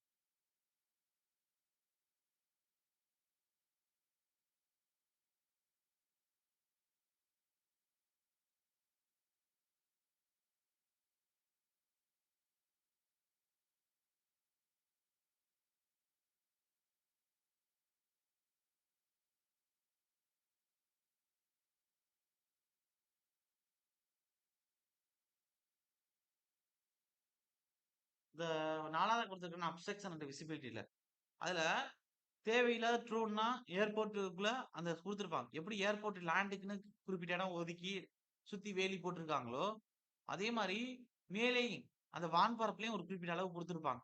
அந்த ஏர்போர்ட்டுக்கு சொந்தமான பிளேஸ்ன்னு மேலேயும் இருக்கு. ஏர்லைன் வந்து மேலேயும் வந்து பிக்ஸ் பண்ணியிருப்பாங்க பவுண்டரி. அதுக்குள்ள எந்த ஒரு ட்ரோனுமே பறக்கக்கூடாது. அனுமதி இல்லாம. அது ரொம்ப இம்பார்ட்டன்ட். ஓகே. அடுத்து. அவ்வளவுதான் சார். இப்ப நம்ம என்ன பார்த்துருக்கோம்னா, ஏர்போர்ட் சைட் செலக்ஷன்ல குடுத்தாச்சு. நாய்ஸ் வரையும் பார்த்துருக்கோம். அதுக்கடுத்து நம்ம என்ன பார்க்க போறோம் அப்படின்னா, இப்ப நார்மலா ஒரு ரன்வே இருக்குன்னு வச்சுக்கிருங்களேன். அப்ப அந்த ரன்வேல அப்ரோச் ஏரியா என்ன? இல்ல ரன்வே கிளியர் ஜோன் என்ன? அப்படின்னு சில விஷயங்கள் இருக்கு. அத பார்க்கணும். அதுக்கடுத்து அதுக்கு ஒரு டேபிளேஷன் பார்க்கணும்.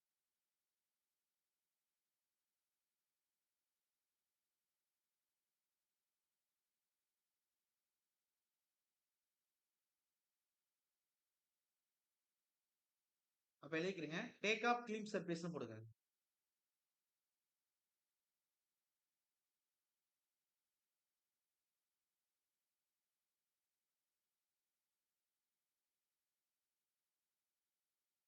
இதான் ரன்வே. ரன்வேக்கு அப்புறம் ஒரு குறிப்பிட்ட பரப்பு.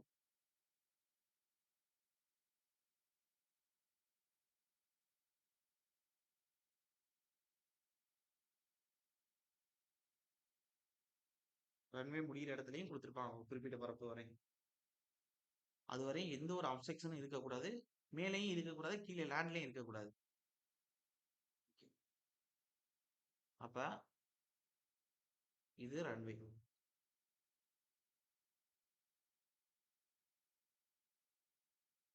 இதுதான் லேண்டிங் அண்ட் டேக் ஆஃப் நடக்கும். அதுக்கடுத்து ஒரு குறிப்பிட்ட கேப் குடுத்திருப்பாங்க. இந்த கேப் எவ்வளவுதுன்னா ஒரு 60 மீட்டர் அளவுக்கு இருக்கும். அப்ப இதோட வித்து இது ஒண்ணு இருக்கும். இங்க வந்து அதோட வித்து வந்து W2 அப்படின்னு இருக்கும். 2 வித்து மாறும்.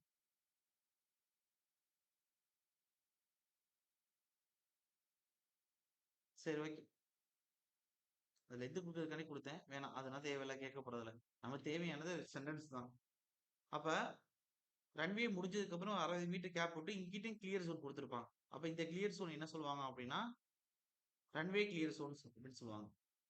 நான் கீழ எழுதுவேன். இங்கேயும் எழுதிருக்கேன் படத்துலயும். கிளியர் ஜோன் அப்படின்னு சொல்லுவாங்க. அதே மாரி இந்த ஏரியா, இந்த ஹரிசாண்டலா இவ்வளவு தூரம் இருக்கிற இந்த ஏரியாவ என்ன சொல்லுவாங்கன்னா, அப்ரோச் ஏரியான்னு சொல்லுவாங்க.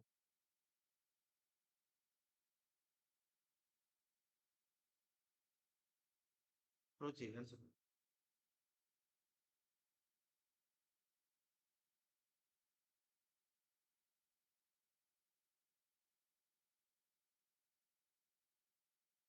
அடுத்தது. அப்ப இதுல இது வந்து W1. இப்ப டேபிளேஷன் குடுப்பேன். ஆனா கேட்கறானான்னு தெரியல. இதெல்லாம் ஃபியூச்சர் பர்ப்பஸ்க்காண்டி குடுக்குறேன். இந்த வித் W1. ஓகேவா? இந்த வித் W1. இதுல ஏதோ ஒரு குறிப்பிட்ட லென்த் இருக்கும். ஓகேவா? அதுக்கப்புறம் இந்த வித் என்ன எடுத்துக்குவாங்க அப்படின்னா W2ன்னு எடுத்துக்குவாங்க. டேபிளேஷன்ல இது 2 தான் மென்ஷன் பண்ணியிருப்பாங்க. W1, W2 length. இந்த லென்த். இது W1, இது W2. ஞாபகம் வச்சுக்கிறது. அப்ரோச் ஏரியாவிலே மிட்ல பிரிப்பாங்க. அப்ப ஒரு இன்ஸ்ட்ருமெண்டல் ரன்வே, நான் instrumental runway, small instrumental runway அப்படின்னு 3 கேட்டகரியில பிரிச்சு W1 என்ன, W2 என்ன, L என்ன. நான் குடுக்குறேன். லைட்டா பாத்துக்கிடுங்க. ரொம்ப இன்டெப்த்தா பாத்துக்க வேண்டியதில்ல. அதுக்கு முன்னாடி டேக் ஆஃப் கிளீன் சர்ஃபேஸ்னா என்ன? அப்ரோச் சர்ஃபேஸ்னா என்ன? அப்படி எழுதிக்கலாம். அப்ப எண்ட் ஆஃப் ரன்வேயோட எண்ட்ல ஒரு கிளியர் வே குடுத்திருப்பாங்க. ரன்வே டைரக்ஷனுக்கு ஓரியன்டடாவே. ஒரு 60 மீட்டர் கேப் குடுத்திருப்பாங்க. அதுதான் என்ன சொல்லுவாங்க அப்படின்னா, டேக் ஆஃப் கிளீன் சர்ஃபேஸ்ன்னு சொல்லுவாங்க. அதே அப்ரோச் சர்ஃபேஸ்னா என்ன சார் அப்படின்னா, கொஞ்சம் ரன்வேலேருந்து முடிஞ்சதுக்கு அப்புறம் அந்த 60 மீட்டர் கழிச்சதுக்கு அப்புறம், அதாவது நம்மளுடைய ஆ கிளியர் வே முடிஞ்சதுக்கு அப்புறம் கொஞ்சம் அப்படியே வைடா எஸ்டாப்ளிஷ் பண்ணியிருப்பாங்க. கொஞ்சம் அகலமா ட்ரெபிசைட் ஷேப்ல எஸ்டாப்ளிஷ் பண்ணியிருப்பாங்க. அப்ப establish from the smaller end ஒரு பக்கம் ஸ்மாலர் எண்ட் இருக்கும்.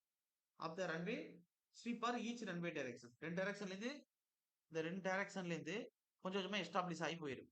2 சைடு. அந்த அந்த அதுக்குள்ள அடங்கக்கூடிய ஏரியா தான் என்ன சொல்லுவாங்க? ஹரிசாண்டலா பார்க்கும்போது அப்படின்னா, அப்ரோச் ஏரியான்னு சொல்லுவாங்க. அப்ப இது 2க்கான டெஃபினிஷன் தான் குடுக்கப்படும். அப்ப எழுதிக்கிறங்க. ஃபர்ஸ்ட் என்ன போட்டுக்கிறீங்க அப்படின்னா, 1 take off clean surface.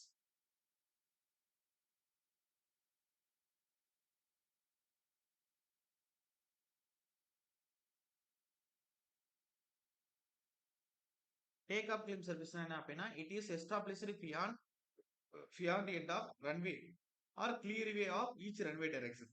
Runway டைரக்ஷன்ல இருக்கக்கூடிய ஒரு கிளியர் வே தான். இதான் கிளியர் வே பாத்துக்கிறது.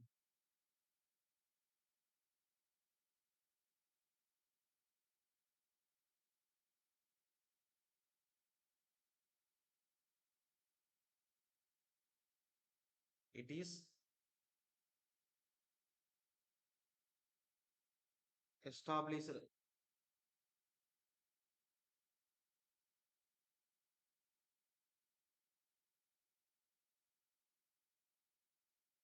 Beyond end of runway or clear way for each runway direction.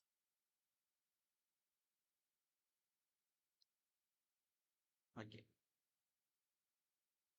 அதுக்கு அடுத்து அதுக்குறங்க.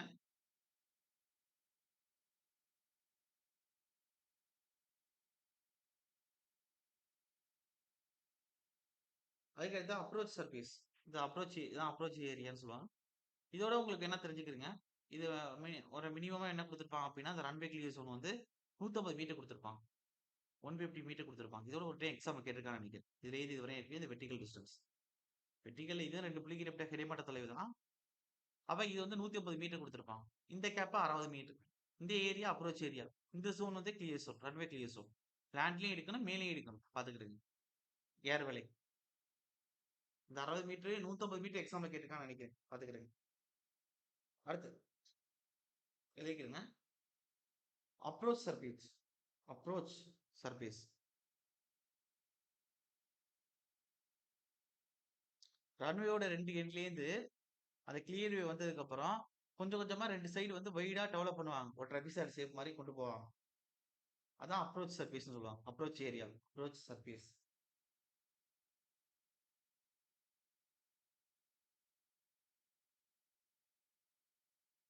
அப்ப it is established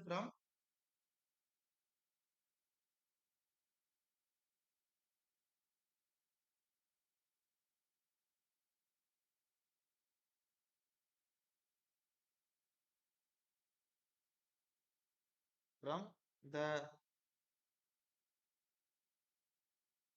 smaller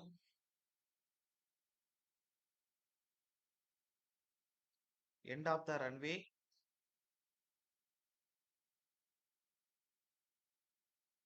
Runway strip for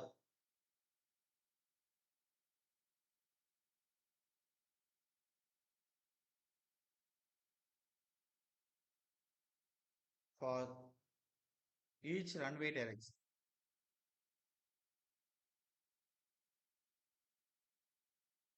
Okay. For each runway direction. அப்ப 2 டைரக்ஷன்லயும் கொஞ்சம் வைடா போட்டு போவாங்க ஸ்ட்ரிப் மாரி. அந்த அப்ரோச் ஏரியா தான் அப்ரோச் சர்ஃபேஸ்ன்னு சொல்றாங்க. ஒரு சர்ஃபேஸ் தானே ஏரியா கண்டுபிடிக்க முடியும் அவ்வளவுதான். அதுக்கடுத்து சும்மா டேப்லெஸ்ல குடுக்குறேன். லைட்டா பாத்துக்கங்க ஃபியூச்சர் பர்பஸ்க்காண்டி. இதுவரையும் கேட்டதில்ல. Types of runway.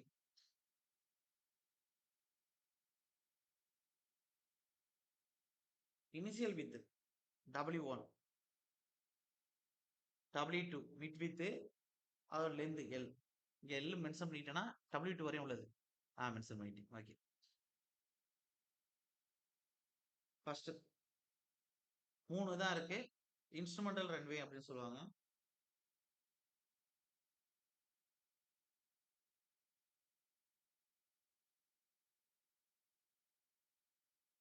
இதை பொறுத்தவரை 300 மீட்டர். W2 வந்து 525 மீட்டர். Lங்கிறது 750 மீட்டர். அதுக்கடுத்து நான் இன்ஸ்ட்ருமெண்டல்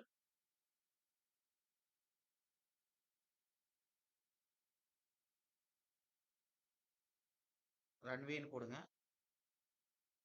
அப்ப இதை பொறுத்தவரை 150 மீட்டர், இங்க 270 மீட்டர், இங்க 600 மீட்டர். அடுத்து ஸ்மால் இன்ஸ்ட்ருமெண்டல் ரன்வேன்னு போடுங்க. ஸ்மால் இன்ஸ்ட்ருமெண்டல்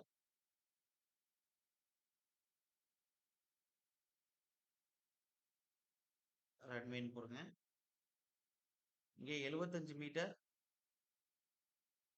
இங்க 135 மீட்டர், இங்க 300 மீட்டர். ஓகே, நான் லைட்டா பாத்துக்கிறேங்க ஃபீச்சர் பர்பஸ்க்காண்டி. அதுக்கடுத்து இன்னர் ஹரிசாண்டல் சர்ஃபேஸ்னு சொல்லுவாங்க.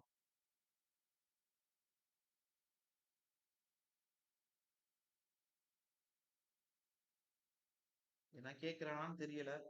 ஓகே.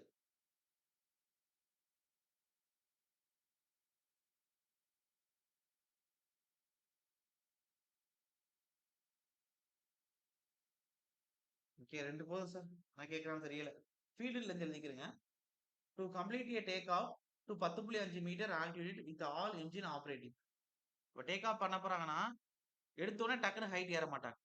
அப்ப ரன்வேல இருந்து கொஞ்சம் கொஞ்சமா அப்படி போய் திரும்பி ஏறும்போது கொஞ்சம் கொஞ்சமா அப்படி போவாங்க. அந்த 10.5 மீட்டர் ஓகே அது ஹைட்டு. அதுக்கப்புறம் தான் இதாகும். லேண்டிங் பண்றது அப்படிதான். ஒரு ஹைட்டுக்கு மெயின்டைன் பண்ணி கொண்டு வந்துட்டு அதுக்கப்புறம் தான் கீழே இறக்குவாங்க. அப்ப எழுதிக்கிறேங்க.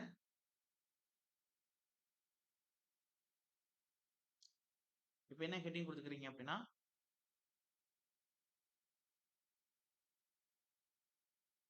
ஃபீல்டு லென்த்னு போடுங்க.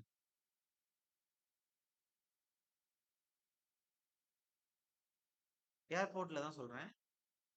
To complete a take off to 10.5 metre altitude. ஆல்டிடியூட்னா height with all engine operating. 10.5 metre height போனதுக்கு அப்புறம் தான் எல்லா இன்ஜினையும் கரெக்டா ஆப்ரேட் பண்ணுவாங்க. எடுத்த உடனே டக்குன்னு எல்லா இன்ஜினையும் ஆப்ரேட் பண்ண மாட்டாங்க. கொஞ்சம் கொஞ்சமா தான் வேகத்தை கூட்டி கூட்டி கூட்டி மேல ஹைட் இது பண்ணுவாங்க. அப்ப இந்த 10.5 மீட்டருங்கிறது இம்பார்ட்டன்ட். டு கம்ப்ளீட் எக்ஸாம்ல கேட்டிருக்காங்க இந்த 10.5 a take of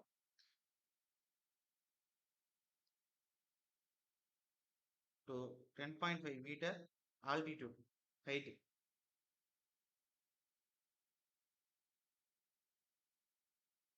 with all engine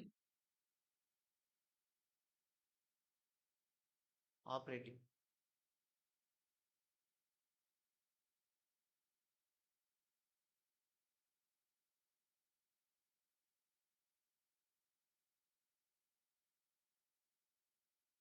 okay. அதே வந்து லேண்டிங் பண்ண போறோம் அப்படின்னா அங்கேயிருந்து வந்தோடனே எடுத்தோடனே செங்குத்தா அப்படியே வந்து ரன்வேல இறங்க மாட்டாங்க.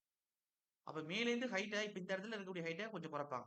இப்படி குறைச்சு குறைச்சு குறைச்சு வந்துட்டு ஒரு ரன்னிங் பண்றதுக்கு ரன்வேலுக்கு பக்கத்துல இறக்குறதுக்கு முன்னாடி ஒரு 15 மீட்டர் ஹைட்ல வந்து பறந்துட்டு வருவாங்க. வந்துட்டு அதுக்கப்புறம் தான் அந்த பாயிண்ட்ல வந்து கொண்டாந்து இறக்கி இப்படி கொண்டு வருவாங்க. அப்ப டேக் ஆஃப் பண்ணும்போது 10.5 மீட்டர் ஹைட் வரை எல்லா இன்ஜினையும் ஆப்பரேட் பண்ணக்கூடாது. அந்த 10.5 மீட்டர் ஆல்டிட் பறந்ததுக்கு அப்புறம் ஹைட் கொஞ்சம் கொஞ்சமா ஏறும்போது தான் நம்ம எல்லா இன்ஜினையும் ஆப்பரேட் பண்ணுவோம். அதே வந்து லேண்டிங் பண்ண போறோம் அப்படின்னா, ஒரு அங்கேயிருந்து ஹைட் ஒரு 15 மீட்டர் ஹைட் வரையும் கொண்டு வந்து குறைச்சிடணும். அதுக்கப்புறம் தான் செங்குத்தா அப்படி கொண்டாந்து இறக்கணும். செங்குத்துன்னு சொல்லல, ஒரு இன்க்ளைன்டா கொண்டாந்து இறக்குவாங்க. அப்ப எழுதிக்கிறேங்க. அப்ப டேக் ஆஃப்ன்னு குடுத்துட்டேன். இப்ப எழுத போறது லேண்டிங் குடுக்குறேன். இது 2 ரொம்ப இம்பார்ட்டன்ட் பாயிண்ட். அப்ப to stop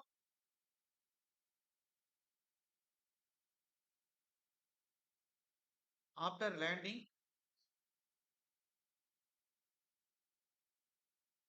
from a lid of 15 metre.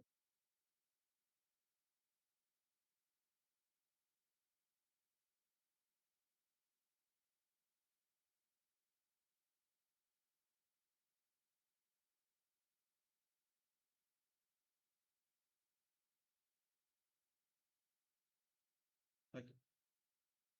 ஸ்பீட பொறுத்தவரை 2 இருக்கு. கிரவுண்ட் ஸ்பீட் இருக்கு, ஏர் ஸ்பீட் இருக்கு. அப்ப விண்ட பொறுத்து ஏர்கிராஃப்ட் ஸ்பீட பத்தி பேசுறோம் அப்படின்னா, அத ஏர் ஸ்பீட்ன்னு சொல்லுவாங்க. கிரவுண்ட் ஸ்பீட்னா, அந்த கிரவுண்ட்ல மேக்ஸிமம் ஸ்பீட் வந்து என்ன ஃப்ளோ ஆகுது. அப்ப it is aircraft speed with respect to ground. When aircraft is in air at it's maximum speed. அதாவது கிரஸ்டிங் ஸ்பீட்னு சொல்லுவாங்க சார். இல்ல கிரவுண்ட் ஸ்பீட்னு சொல்லுவாங்க. அப்ப அந்த கிரவுண்ட்ல இருக்கக்கூடிய ஸ்பீட பொறுத்து ஏர்கிராஃப்ட் எப்படி பயணிக்குது அப்படின்னு சொல்றது கிரவுண்ட் ஸ்பீட். அதே வந்து விண்ட பொறுத்து ஏர்கிராஃப்ட் எப்படி மேல பறந்துகிட்டு இருக்கு அப்படின்னு பத்தி பேசுறது ஏர் ஸ்பீட்னு சொல்லுவாங்க. அப்ப கிரவுண்ட் ஸ்பீட், ஏர் ஸ்பீட் அந்த வார்த்தையிலே இருக்கு. ரைட்டா பாத்துக்கிடுங்க ஸ்பீட்னா.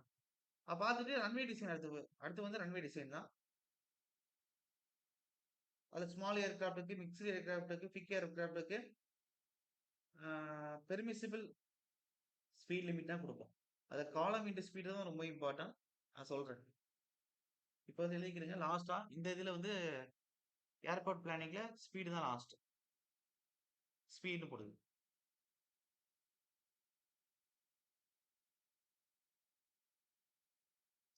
ஒன்னு ground speed. Okay.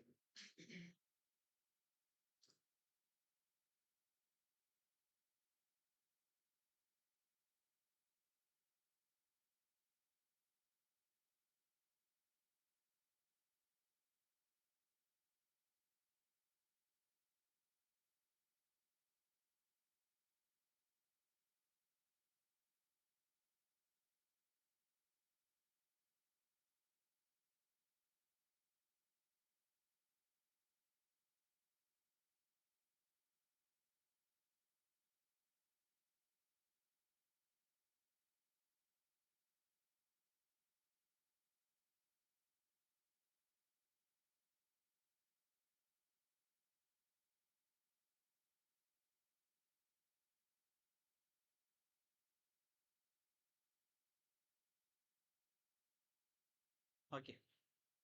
Ground speed எழுதுங்க.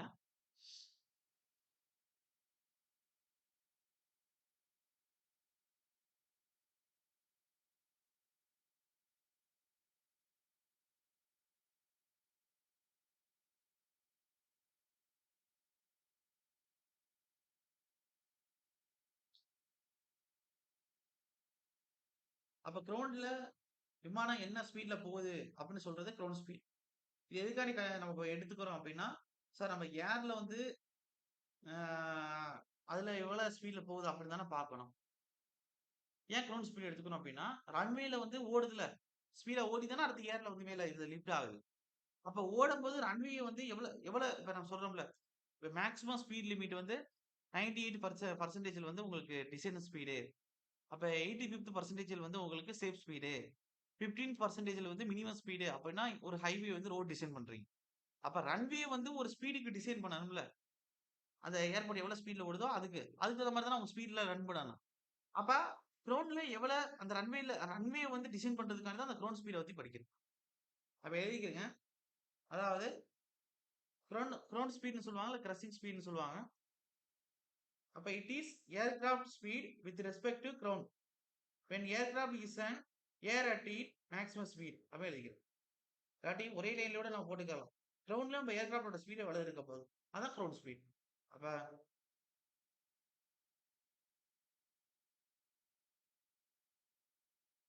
Ground of aircraft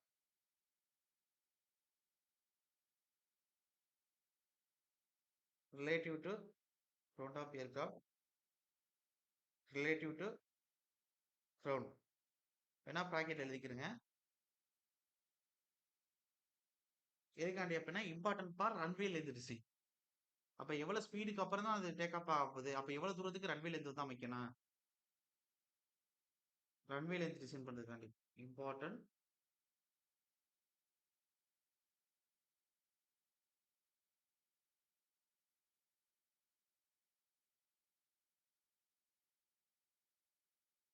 okay.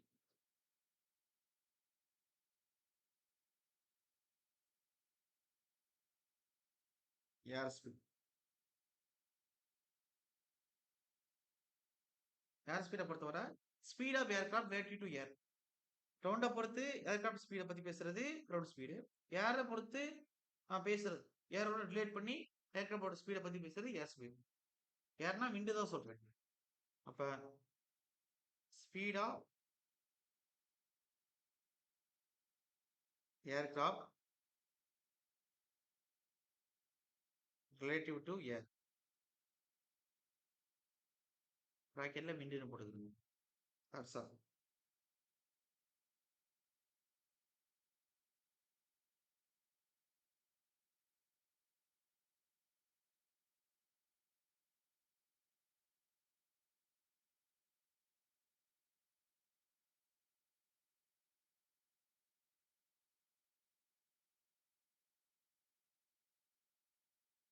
Okay. இப்ப அடுத்து என்ன சார் பார்க்கணும் அப்படின்னா ரன்வே டிசைன் பார்க்கணும். அடுத்து எழுதிக்கிறேங்க ரன்வே டிசைன். நெக்ஸ்ட் பேஜ் போயிடலாமா, கேப் இருக்கா? ஓகே.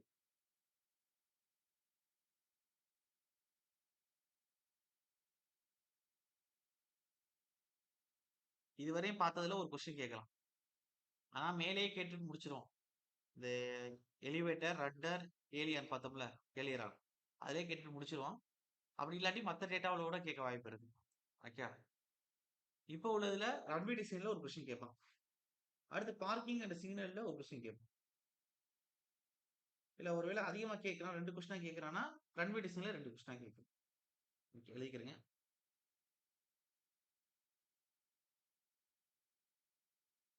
இதை 3 பார்ட்ல தான் பார்க்கணும். இப்ப 2வது பார்ட் வரும்.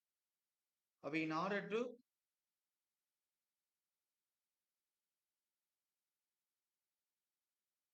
design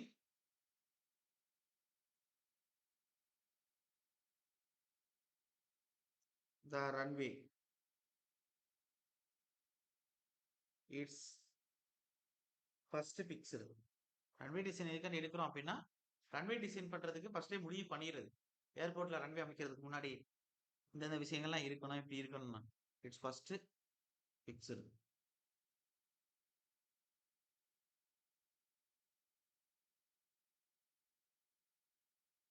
okay.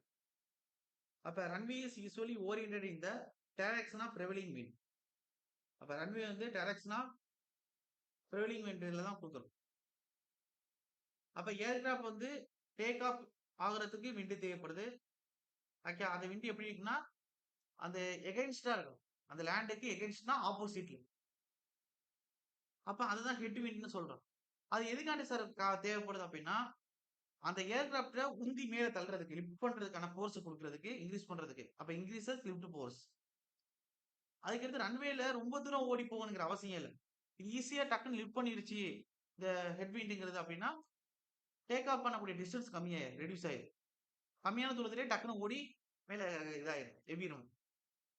அதுக்கடுத்து லேண்டிங் பண்ணும்போது அந்த பிரேக் அடிக்கிறோம்ல, அதுக்கு வந்து குயிக்கா வந்து ரெஸ்பான்ஸ் பண்றதுக்கு விண்டு தேவைப்படுது. ஏன்னா அங்கேருந்து வரும்போது விண்டு வந்து அதுக்கு ஆப்போசிட் டைரக்ஷன்ல அடிச்சுக்கிட்டு இருக்கும். இப்ப என்ன செய்யும்? அது தடுத்து வந்து நிறுத்திரும் அப்படியே. மெதுவா கொஞ்சம் கொஞ்சமா வேகத்த வந்து கண்ட்ரோல் பண்ணும். அதுக்கடுத்து ரன்வே லென்த்த வந்து கம்மி பண்றதுக்காண்டி, சீக்கிரமே வந்து நம்மளோட ஹெட்விண்ட் வந்து ஏர்கிராப்ட்ட மேல் நோக்கி ஷிஃப்ட் பண்ணிடுச்சு அப்படின்னா, ட்ரிப்ளிங் வெலாசிட்டின்னு சொல்லுவாங்க. சிடி ட்ரிப்ளிங் வெலாசிட்டின்னு சொல்லுவாங்க. அப்ப எந்த அளவுக்கு மேல சீக்கிரம் லிஃப்ட் பண்ணுதோ, அந்த அளவுக்கு ரன்வே லென்த் கம்மி பண்ணிக்கலாம். இல்லாட்டி ரொம்ப தூரத்துக்கு ஓடி போயிட்டு ரன்வே டிசைன் பண்ணணும். மேல ஏவுற மாரி. அப்ப எழுதிக்கிறங்க.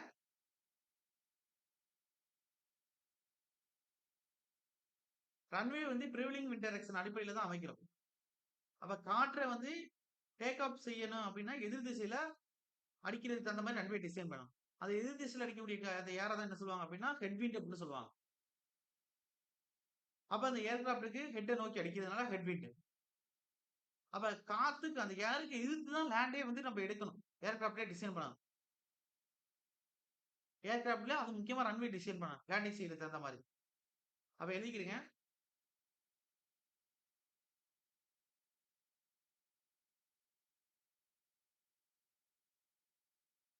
ரன்வே டிசைன் இந்த வார்த்தை கேட்டிருக்கான்.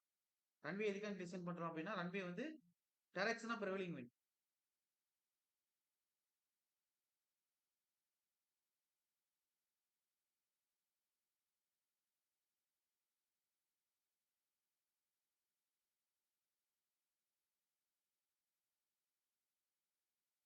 ஓரியன்டட் இந்த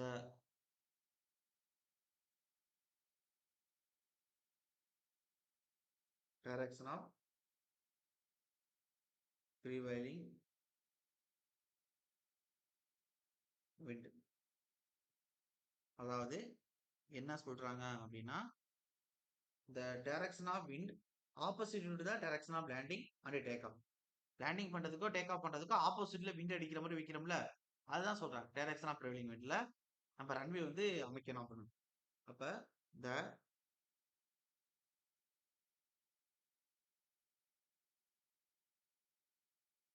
direction of wind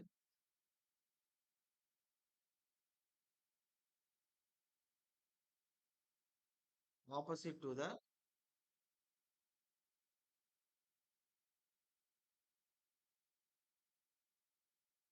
direction of landing and take off. அப்ப அந்த விண்டை தான் என்ன சொல்லுவாங்க, ப்ரிவலிங் விண்ட் ஆர் ஹெட் விண்ட்னு சொல்லுவாங்க. Landing and take off.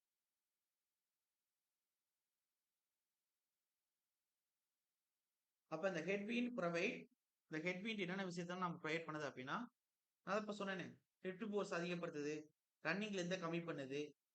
அப்ப பிரேக் அடிக்கும் பொழுது ஆப்போசிட்ல யாரும் எழுத்து நமக்கு அடிக்கிறதுனால, அப்ப சீக்கிரமே டக்குன்னு வண்டி நின்றும். அப்ப இந்த மாதிரி நிறைய நன்மைகள் செய்யுது. அப்ப இல்லைங்க, இந்த ஹெட்வீல் கேட்க வாய்ப்பு இருக்கு. இந்த ஹெட்வீல்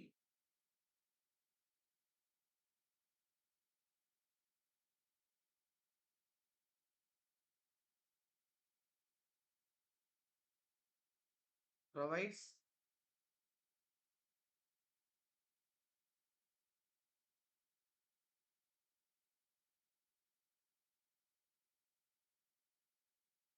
greater lift force on the,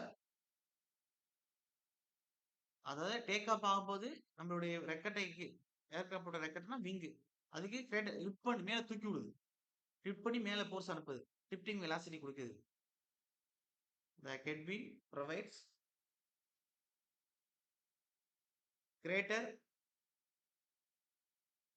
lift force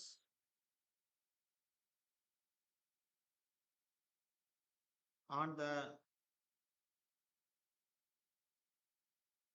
wing of aircraft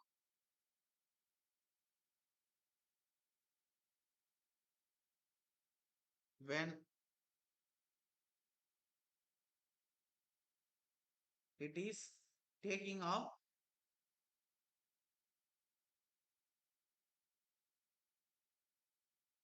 and also provides braking effects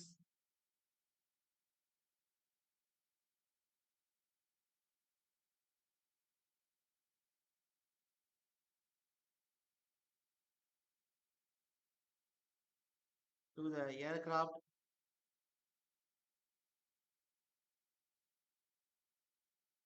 so that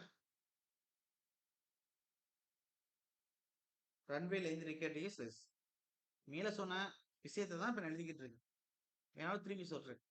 With this runway length required is less.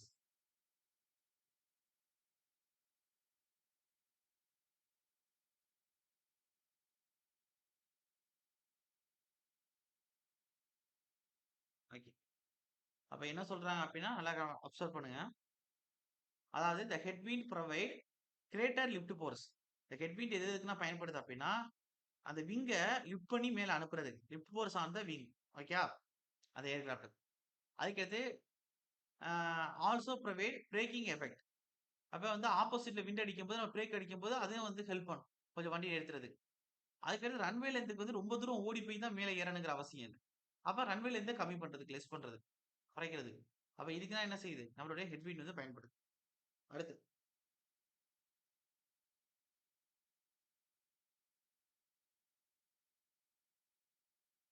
படம் குடுக்கலாம். நமக்கு அந்த அளவுக்குலாம் தேவையில்ல. அதனால விட்டுருங்க. இப்ப நார்மலா இதான் ரன்வே இருக்கு அப்படின்னா, நமக்கு ஏர்கிராஃப்ட் இப்படி வந்து போப்போது, டேக் ஆஃப் ஆகப்போகுது அப்படின்னா, அதுக்கு ஆப்போசிட் விங்கில் தான் விண்ட் அடிக்கும். அடிக்கும்போது நமக்கு எப்படி இருக்கும் அப்படின்னா இப்படிதான். அதாவது அது விண்டோட velocity v into cos theta. ஏன்னா விண்ட் டைரக்ஷன் இப்படிதான் அடிக்கும். சரி, வண்டி இப்படிதான் இயக்குறோம். அப்ப விண்ட் டைரக்ஷன் இப்படி வர்ற மாதிரி வண்டி இப்படி இயக்குற மாதிரி. அப்ப இப்படிதான் வரும் விண்ட். அப்ப இங்க v இன்டு காஸ் தீட்டா அப்படின்ட்டு இருக்கு. அப்ப குறுக்க வர்ற விண்டை தான் கிராஸ் விண்ட்னு சொல்றாங்க. இதெல்லாம் தேவையில்லை. அதுதான் கீழே சென்டென்ஸ் கொடுத்து போறோமே. ஓகே. இது எங்கேயுமே இது யூஸ் ஆக போறதில்ல. ஆனா சென்டென்ஸ் வந்து நமக்கு ஹெட் விண்ட் யூஸ் ஆகும். அது மத்த மாதிரி விஷயங்கள்லாம் நான் கீழே சொல்றேன் போனா. கிராஸ் விண்ட்மே இம்பார்ட்டன்ட் தான். ஓகே. ரன்வேக்கு பர்பண்டிகுலர் டைரக்ஷன்ல இருக்கக்கூடிய அந்த விண்ட் தான். இப்போ உங்களுக்கு சொல்லணும் அப்படின்னா v இன்டு சைன் தீட்டான்னு சொல்லுவாங்க. வேணா இதுக்கு யூஸ் ஆகும். இதான் ரன்வே. இது சென்டர் லைன். இப்ப விண்ட் அடிக்கக்கூடியது விண்ட் வந்து இப்படி சாய்வா தான் இப்படி இப்படி அடிச்சு தான் என்ன செய்யுது அப்படின்னா இப்படி வரக்கூடிய நம்ம ஹெலிகாப்டர் வந்து சாரி ஏர்கிராப்ட டேக் ஆஃப் பண்ண போகுது. லிஃப்ட் பண்ணி மேல தூக்கிட்டு போகுது. அப்ப இதுக்கு எப்படி வருது? கொஞ்சம் இன்க்ளைண்டா வருதா? அப்படி இன்க்ளைண்டா வர்றத நான் என்ன செய்யலாம்? Sum theta. இத நான் எப்படி பிரிக்கலாம்? இங்க v இன்டு சைன் தீட்டான்னு பிரிக்கலாம். இங்க இங்க v இன்டு கீழ தான் நான் தீட்டா குடுத்துருக்கேன். காஸ் தீட்டான்னு பிரிக்கலாம். இங்க v இன்டு சைன் தீட்டான்னு பிரிக்கலாம். அப்ப இந்த இடத்துல பார்க்கும்போது இது v இன்டு சைன் தீட்டா. இது v இன்டு காஸ் தீட்டா. அப்ப நம்மளுடைய இந்த ரன்வே டைரக்ஷனுக்கு இது எப்படி இருக்கு? பெர்பெண்டிகுலரா இருக்கு. அப்ப விண்ட் பட்டு இப்படி போகுது, இப்படி மேல் நோக்கி போகுது. அப்படி மேல் நோக்கி போகக்கூடிய இந்த விண்ட் தான் கிராஸ் விண்ட் பெர்பெண்டிகுலரா. அதான் v இன்டு சைன் தீட்டான்னு சொல்லுவாங்க. சிம்பிள் விஷயம் தான். ஞாபகம் வச்சுக்கிறங்க. ஓகே. செக்ஸோர விஷயத்த சாரி டிசைன் விஷயத்த உள்ளுக்குள்ள கொண்டு வர வேண்டியதில்ல. அதெல்லாம் மெக்கானிக்கல் ஆர் ஏரோநாட்டிக்கல் இன்ஜினியர்ஸ் தான் படிப்பாங்க. சிவில் இன்ஜினியருக்கு அந்த அளவுக்கு தேவையில்ல. ரன்வே அமைச்சு நம்ம குடுக்குறோம். அதுக்காக தான் இதையும் படிக்கிறோம். ஓகே. அப்ப it is not possible to obtain the direction of centre line of runway throughout இது நான் தேவையில்ல. ஓகே. அதான் விட்டுருங்க. அதாவது ஹெட் விண்ட் பார்ப்போம். அடுத்து cross wind. The runway centre is common along the direction of runway. Along the டைரக்ஷன்னா இந்த காஸ் தீட்டா குடுத்தேனே. பர்பண்டிகுலர் டைரக்ஷனா v into cos sine theta. Along the direction runway டைரக்ஷனுக்கு பர்பண்டிகுலர்னா இது. இது v இன்டு சைன் தீட்டா. அதே அலாங் த டைரக்ஷன்லயே அப்படின்னா v இன்டு காஸ் தீட்டா.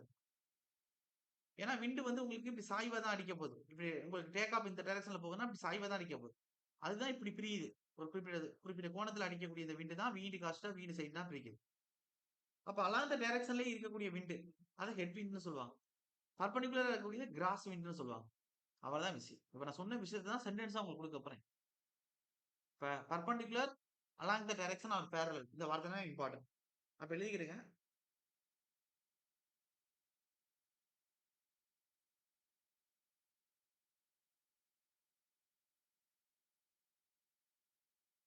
அது எப்படி எழுதுறீங்க அப்படின்னா if the direction of wind ஒரு டி டேங்கிற அளவுக்கு விண்ட் வந்து டைரக்ஷனா இன்க்ளைண்டா அடிக்குது. அப்ப if the direction of wind is at an angle theta to the runway center. To the runway centerல எடுக்கிறோம். runway center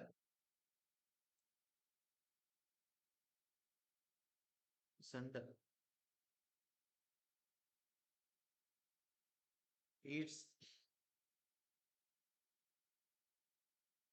component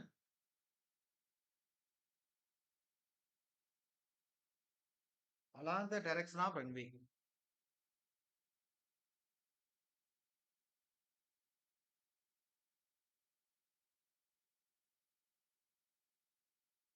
along the direction or parallel னா என்ன? v into cos theta தான். is termed headwind.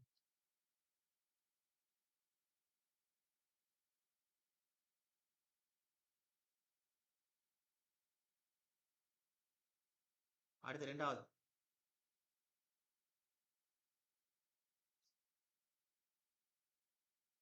it is common and perpendicular அடிக்கிறது v into sin theta அது cross wind. it's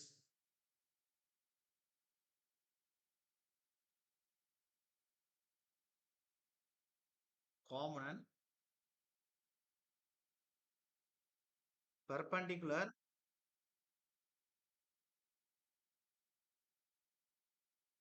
to the direction of runway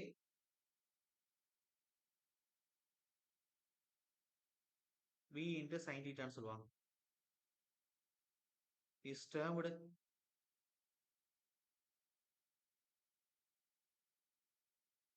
cross wind.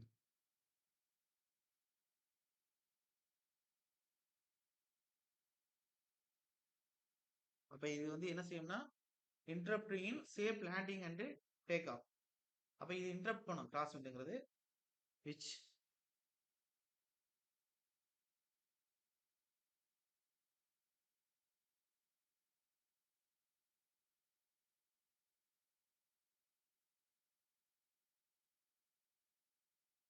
இப்ப cross wind வந்து நமக்கு விமானத்தோட ஸ்டெபிலிட்டியை பாதிக்கும் take off and landing பண்ணும்போது. அப்ப அது வந்து ஒரு குறிப்பிட்ட லிமிட்டுக்குள்ள வச்சுக்கணும். அதுதான் கொடுத்துருப்பாங்க. ஒரு சின்ன விமானம்னா கிராஸ் விண்ட் 15 km/h தான் இருக்கணும். ஒரு மீடியம் கேட்டகரியில் இருக்கிறது 25 km/h தான் இருக்கணும். பெரிய விமானம்னா 35 km/h தான் இருக்கணும். அதுக்கு மேல போச்சுன்னா நம்ம விமானத்தை வந்து அப்படியே சாய்ச்சி விடும். அப்படியே ஸ்டெபிலிட்டி வந்து குலைச்சு விட்டுரும். ஐ மீன் அன்ஸ்டெபிளா மாத்தி விட்டுரும். அப்ப கிராஸ் விண்ட் வந்து டேஞ்சர். ஹெட் விண்ட் தான் நமக்கு நல்லது. கிராஸ் விண்ட் வந்து டேஞ்சர். அப்ப அது குறிப்பிட்ட லிமிட்ல இருக்குன்னு எக்ஸாம்ல அதையும் கேட்பான். டேபிள் கீழே கொடுப்பான். அந்த டேபிள் இம்பார்ட்டன் மனப்பாடம் பண்ணிக்கிறேன். அப்ப cross wind which interrupt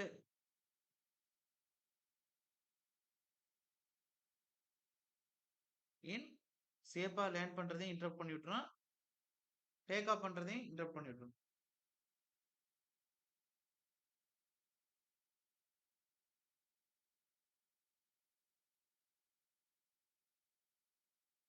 operations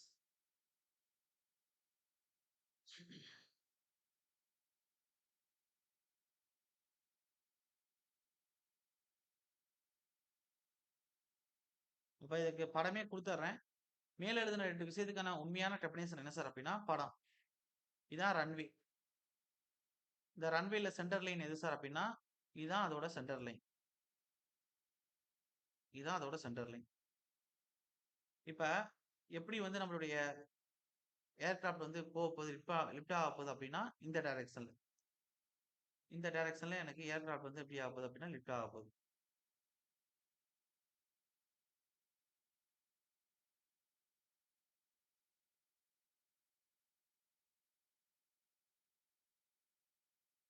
wind எந்த டைரக்ஷன்ல எனக்கு அடிக்க போகுது அப்படின்னா இந்த டைரக்ஷன்.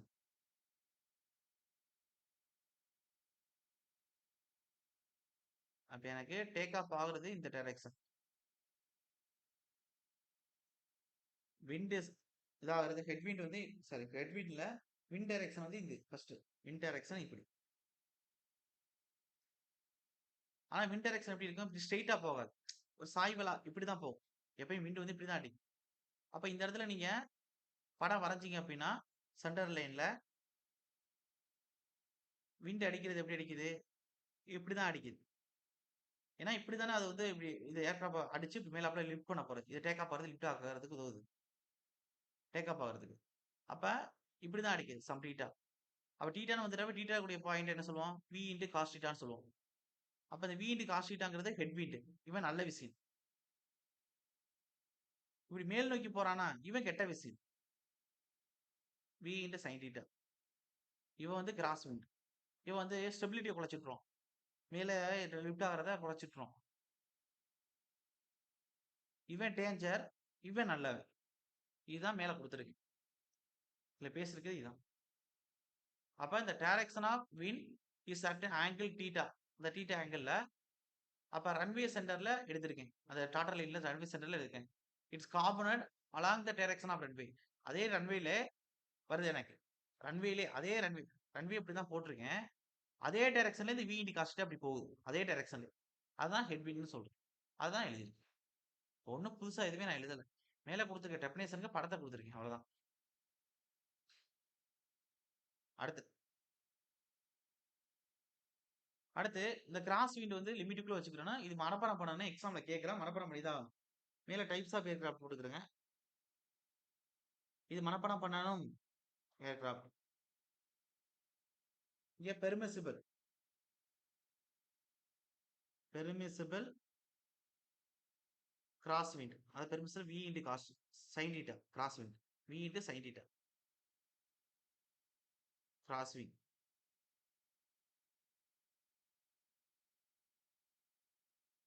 ஃபர்ஸ்ட் ஸ்மால் ஏர்கிராஃப்டா இருக்கு, சின்ன ஏர்கிராஃப்டா இருக்கு அப்படின்னா கிராஸ் விண்ட் எந்த லிமிட்டுக்குள்ள இருக்கணும் அப்படின்னா 15 less than or equal to 15 kilometre per ஹவருக்குள்ள இருக்கணும்.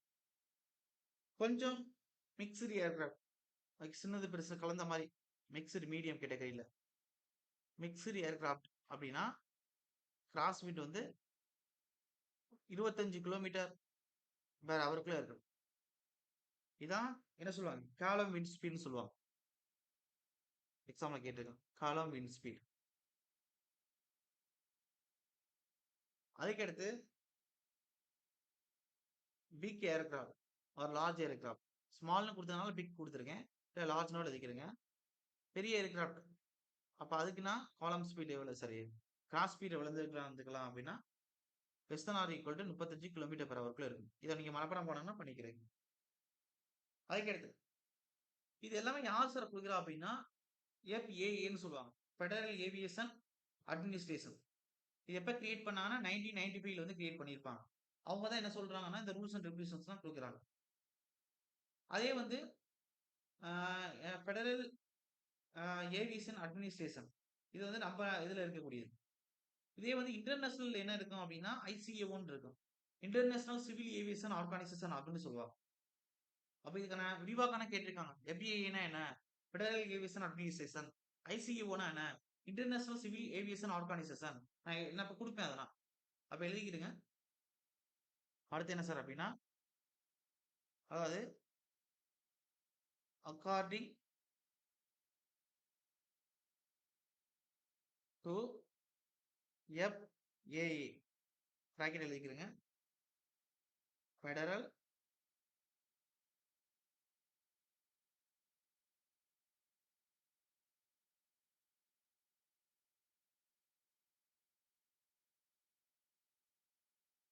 ஏவியேஷன்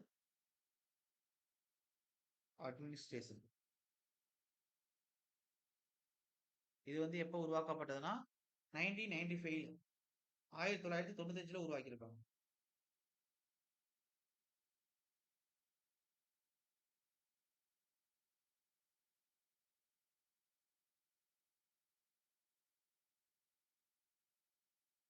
ஓகே, ஃபர்ஸ்ட் இதை முடிச்சிடும்.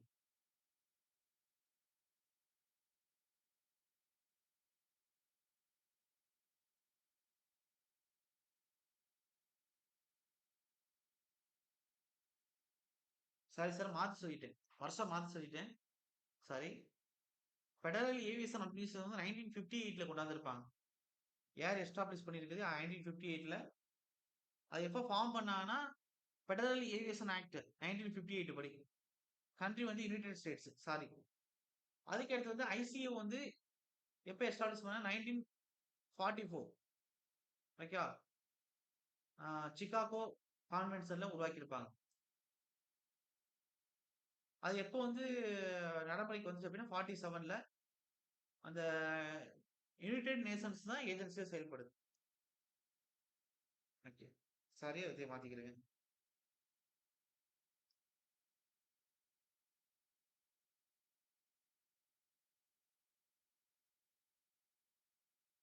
இந்தியாவுல வந்து 1995ல என்ன அப்படின்னா ஏஏஐன்னு சொல்லுவாங்க. Airport Authority of India. அததான் நான் மாத்தி சொல்லிட்டேன். அப்ப Airport of Authority of India தான் 1995. ஞாபகம் வச்சுக்கிருங்க. ஒரு சின்ன clue. Airport Authority of India.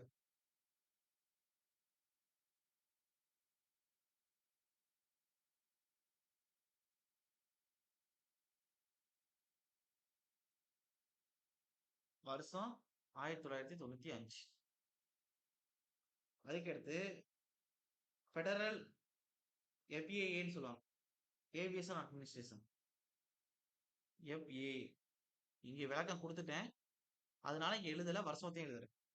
1958. எந்த நாடு அப்படின்னா யுனைடெட் ஸ்டேட். அதுக்கடுத்து ஐசிஏஓ. கீழே விரிவாக்கம் எழுதுவேன். ஸ்டார்டிங் கீயோட எழுதிக்கிறீங்களா? இன்டர்நேஷனல். சார் இது முக்கியமான விஷயம். கீழே எழுதிடுவேன் தனியா. சார் ஒன்றும் பிரச்சனை இல்லை, கீழே எழுதிடுறேன். இதை ஃபர்ஸ்ட் நான் இதை முடிச்சிடுறேன். அவங்க என்ன சொல்லியிருக்காங்க, எஃபிஐ என்ன சொல்லியிருக்காங்க அப்படின்னா, இந்த காலம் ஸ்பீடுங்கிறது 25 கிலோமீட்டர் per ஹவருக்குள்ள இருக்கணும். அதான் காலம் ஸ்பீடு. ஒரு மிக்சர் இருக்கிறாப்லுக்கு அப்படின்னு சொல்லியிருக்காங்க. அதான் பத்தி பேச போறேன் இப்ப. நான் கீழே எழுதுறேன். Okay. Runway landing.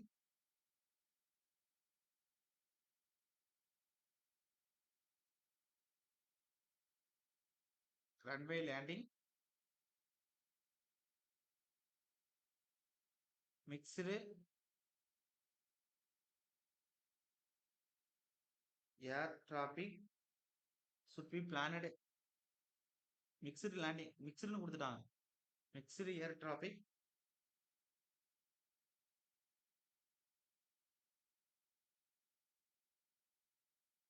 should be planned.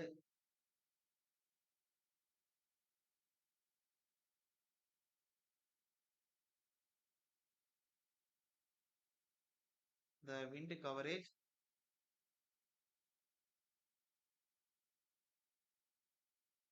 எவ்வளவுனா 95%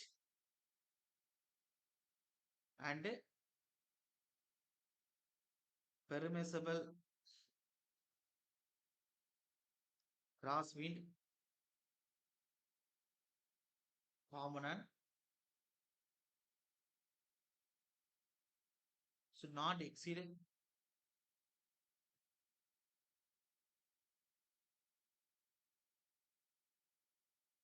25 kilometre per hour. இப்ப எழுதிக்கிறேங்க. FAA.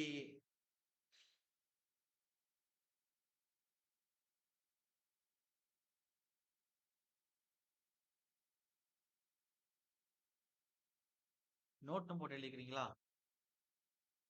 நோட்னு போட்டு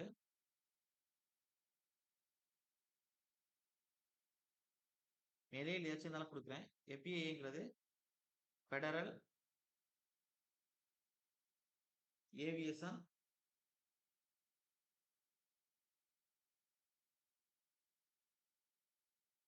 administration.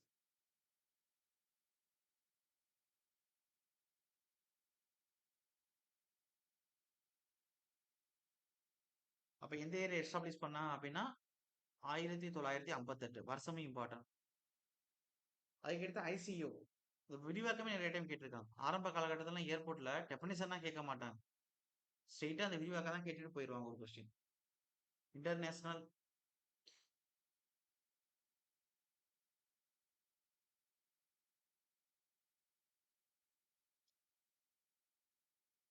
International civil aviation organisation.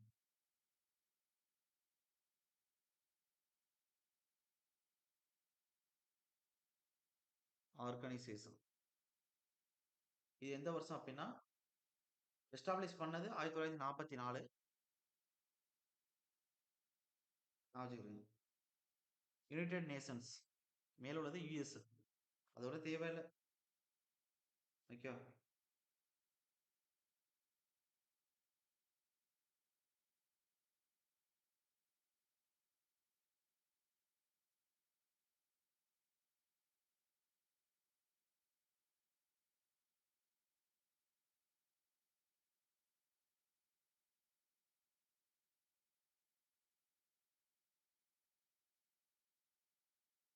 அதுக்கு வந்து ஏர்போர்ட் அத்தாரிட்டி ஆஃப் இந்தியான்னு போடுங்க. ஏஏஐ. இது important. Airport Airports Authority of இந்தியான்னு போடுங்க. இது எப்போ சார் உருவாக்கப்பட்டதுன்னா 1995. இதுதான் தொண்ணூத்தஞ்சு. ஓகே. இம்பார்ட்டன்ட் இருக்கக்கூடியது ஃபர்ஸ்ட் 3 தான். அதுக்கடுத்து ஒரு சில விஷயங்கள் இருக்கு. பிசிஎஸ்னு சொல்லுவாங்க, Bureau of civil aviation Security. அது 1978ல உருவாக்குனாங்க. இதெல்லாம் லைட்டா மேலோட்டமா கொடுக்குறேன், பாத்துக்கிறேங்க. இன்டெப்தா போக வேணாம். அதே மினிஸ்ட்ரி சிவில் ஏவியேஷன் மினிஸ்ட்ரி வந்து எப்போ உருவாங்க 1991ல உருவாக்கியிருப்பாங்க. ஃபர்ஸ்ட் 3 வெரி வெரி இம்பார்ட்டன்ட், எக்ஸாம்ல கேட்கப்பட்டது. இப்ப கொடுக்கக்கூடிய 2 வந்து லைட்டா பாத்துக்கிறேங்க, அவ்வளவுதான் கேட்டதுல. அதாவது எக்ஸாம்ல வருஷம் கேட்டதோட அதுக்கான அப்ரிவியேஷன் கேட்டிருக்காங்க, விரிவாக்கம் கேட்டிருக்காங்க. லாஸ்ட் 2 வந்து லைட்டா பாத்துக்கிறேங்க. DGCA, directorate general of civil aviation, அது 1958 தான்.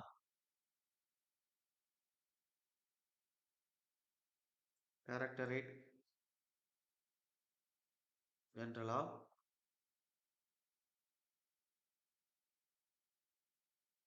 Civil aviation 1958. Minister of civil aviation கீழே செயல்படுது. அதுக்கடுத்து bureau of civil aviation security 1978.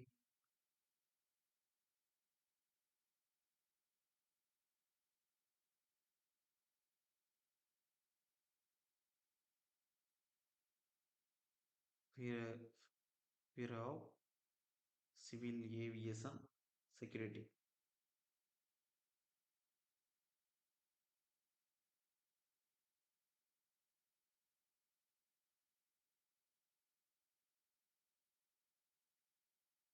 (1978). Last one ministry of civil aviation 1991. இது வந்து இந்தியாவில் இருக்கக்கூடியதுதான். சரி, எம்சிஏவா சும்மா எழுதிக்கிறேங்க. தனியா ஒரு அமைச்சகம் உருவாக்குனது எப்ப அப்படின்னா சிவில் ஏவியேஷன்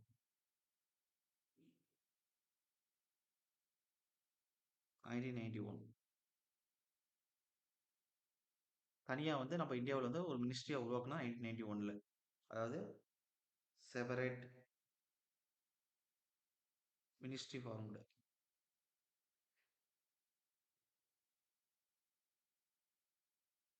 ஓகே. இதெல்லாம் நமக்கு எக்ஸாம் பாயிண்ட் ஆஃப் இம்பார்ட்டன்ட் அப்படின்னா இது 3 தான். இதுக்கு நான் அப்ரிவியேஷன் பார்த்துக்கிட்டேன். வருஷம் கூட அந்த அளவுக்கு கேட்டிருக்காங்களா தெரியல. அப்ரிவியேஷன் இம்பார்ட்டன்ட், அது எனக்கு தெரியும். வருஷம் கேட்டிருக்காங்களாங்கிறது நான் பார்த்ததில்ல. அப்ரிவியேஷன் கேட்டிருக்காங்க. அதுக்கடுத்து விண்ட்ரோஸ். இப்ப விண்ட் எப்படி வந்து ஒரு ஏர்போர்ட்டுக்குள்ள ரன்வேல அடிச்சுக்கிட்டு இருக்கு அப்படின்னு ஒரு டயகிராம் வரைவாங்க. அந்த சார்ட் எப்படி இருக்குன்னா பார்க்கிறதுக்கு விண்ட்ரோஸ் டைப்ல இருக்கு. அதனால அதுக்கு என்ன சொல்றாங்கன்னா விண்ட்ரோஸ் டயகிராம் சொல்றோம். நம்ம டயகிராம்லாம் படிக்க வேண்டியது. அப்ப அந்த விண்ட்ரோஸ் டயகிராம்ல நம்ம என்னென்ன மென்ஷன் பண்ணிருப்போம்னா டைரக்ஷன், டியூரேஷன், இன்டென்சிட்டி. ஒரு விண்டோட டைரக்ஷன் என்ன, டியூரேஷன் எவ்வளவு நேரம் அடிக்குது, எவ்வளவு இன்டென்சிட்டில அடிக்குது, அது மூணையும் பத்தி பேசுறது தான் விண்டோஸ் டயகிராம். இது எக்ஸாம்ல கேட்டாச்சு. அப்ப விண்டோஸ் வந்து ரன்வே எந்த திசையில அமைக்கணும் அப்படிங்கிறதுக்காண்டி தான் விண்டோஸ் டயகிராம் எடுக்கிறோம். அப்ப ரன்வே ஓரியன்ட் பண்றதுக்காண்டி தான் விண்டோஸ் வந்து யூஸ் ஆகுது அப்படிங்கிற விஷயமே கேட்டாச்சு. 2 விஷயம். 2வது விஷயம், விண்டோஸ்ல லாங்கஸ்ட் லைன் தான் பெஸ்ட் டைரக்ஷன் ஆஃப் ரன்வே உறுதிப்படுத்துது அப்படிங்கிறதையும் கேட்டாச்சு. அப்ப விண்டோஸை பொறுத்தவரை 3 விஷயம். ஒண்ணு, விண்டோஸ்ல எந்த டைரக்ஷன்ல விண்ட் அடிக்குது, எவ்வளவு டியூரேஷன்ல விண்ட் அடிக்குது, எவ்வளவு இன்டென்சிட்டில விண்ட் அடிக்குது அடர்த்தியில அப்படின்னு 3 கண்டுபிடிக்க முடியும். இது எக்ஸாம்ல கேட்டாச்சு. Duration, sorry, direction, duration, intensity. அதுக்கடுத்து வின் டேட்டா அட்லீஸ்ட் 5 வருஷத்துக்கு ஒரு டைம் எடுப்பாங்க. ஓகே. சில நேரம் 10 வருஷம். அதோட அவ்வளோதான் கேட்டதில்ல. ஆனா ஜஸ்ட் தெரிஞ்சுக்கிறங்க. அதுக்கடுத்து விண்ட்ரோஸ் வந்து எந்த ரன்வே வந்து எப்படி ஓரியன்ட் பண்ணணும்? Orientation of runway. எந்த திசையில அமைக்கணும்? எந்த திசையில விண்ட் அடிக்குது? அப்படிங்கிறத முடிவு பண்றதுக்கு யூஸ் ஆகுது. ஓரியன்டேஷன் ஆஃப் ரன்வேங்கிறது தான் விண்ட் டயகிராம் யூஸ் ஆகுது. அதையும் எக்ஸாம்ல கேட்டாச்சு 2வது விஷயம். 3வது விஷயம் விண்ட்ரோஸ் டயகிராம் வரையும்போது, அதுல இருக்கிறதுலே லாங்கஸ்ட் லைன் தான் நமக்கு ரன்வே அமைக்கிறதுக்கு எடுத்துக்கிடணும். அப்ப அதையும் எக்ஸாம்ல கேட்டாச்சு. Longest line. அப்ப மொத்தம் 3 விஷயம் எக்ஸாம்ல கேட்டிருக்காங்க. 4வதா ஒரு விஷயம் குடுப்பேன். ஆனா 3 விஷயம் எக்ஸாம்ல கேட்டிருக்காங்க. அப்ப எழுதிக்கிறங்க. விண்ட்ரோஸ் அப்படின்னு ஹெட்டிங் குடுத்துக்கிறேன். Wind rose. Wind rose. The graphical representation of wind data.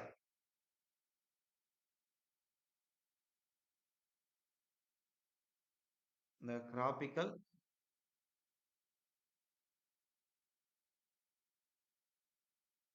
representation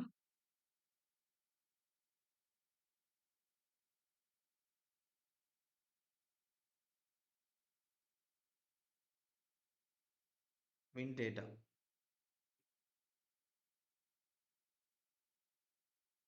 அதாவது direction, duration, intensity. இது 3 இம்பார்ட்டன்ட் எக்ஸாம்ல கேட்டிருக்கான். 3 மென்ஷன் பண்ணியிருக்கான். அப்போ ஒரு வரைபடம் வரைவோம். கிராபிக்கல் ரெப்ரசென்ட் பண்ணுவோம். எதை வச்சு? காற்று வீசக்கூடிய அந்த டேட்டா வச்சு. அதுல என்ன டேட்டா இருக்குன்னா டைரக்ஷன், டியூரேஷன், இன்டென்சிட்டி. இதை தான் என்ன சொல்றாங்க? விண்ட்ரோஸ் டயக்ராம் இல்லை விண்ட்ரோஸ்னு சொல்றாங்க. இப்போ இஸ் கால்ட் விண்ட்ரோஸ். ஒரு கிராபிக்கல் ரெப்ரசென்ட் பண்றோம். Wind data duration sorry direction, duration, intensity. அதுதான் விண்ட்ரோஸ் அப்படின்னு சொல்றோம். Is called wind rose. பார்க்கிறதுக்கு ரோஸ் மாதிரி இருக்கும். அதனால அது விண்ட்ரோஸ் அப்படின்னு சொல்றாங்க அந்த டயக்ராம். அதுக்கடுத்து இந்த விண்ட் டேட்டா ஆஃப் அட்லீஸ்ட் 5 இயர்ஸ் அண்ட் அட்லீஸ்ட் 5 வருஷம் எடுத்துருக்கணும். ப்ரிஃபரபிள்னா 10 இயர். அந்த ஏர்போர்ட் டிசைன் பண்றதுக்கு விண்ட் டேட்டா அட்லீஸ்ட் 5 வருஷம் மினிமம் எடுத்திருக்கணும். நல்ல கண்டிஷனா ஒரு 10 வருஷம் எடுத்திருந்தா அது நல்ல இதா கொடுக்கும், அவுட்புட் கொடுக்கும். இப்ப எழுதிக்கிறேங்க. இந்த விண்ட் டேட்டா இது கேட்டதுல நான் லைட்டா பாத்துக்கிறேங்க. ஃபர்ஸ்ட் பாயிண்ட் கேட்டாச்சு. The wind data of at least 5 years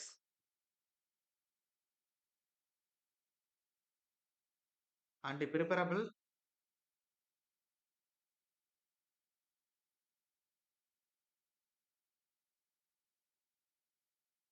ப்ரிஃபரபிள்னா ஒரு 10 வருஷம் எடுத்தா நல்லா இருக்கும். ஆனா அட்லீஸ்ட் ஒரு 5 வருஷமாச்சும் எடுத்துறணும். 10 years should be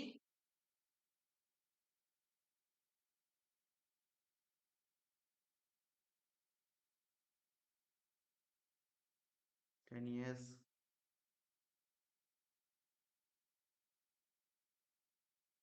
should be considered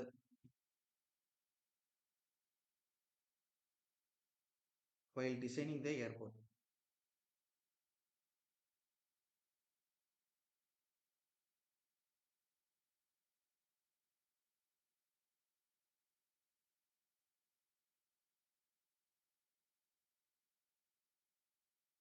அதுக்கடுத்து windrows is used for orientation of runway. Windrows is used for orientation of runway.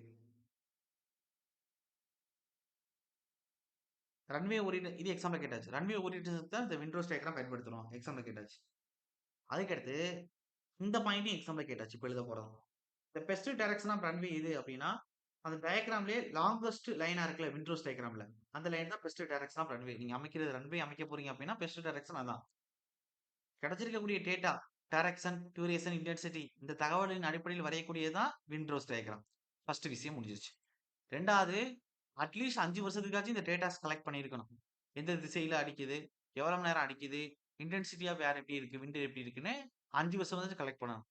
நல்ல ஒரு தகவல் குடுக்கக்கூடிய ஒரு நிலை அப்டின்னா, ப்ரிப்பேரபிள்னா ஒரு 10 வருஷத்துக்கு டேட்டா எடுத்திருக்கீங்கன்னா நல்லது. ஏர்போர்ட் டிசைன் பண்றது.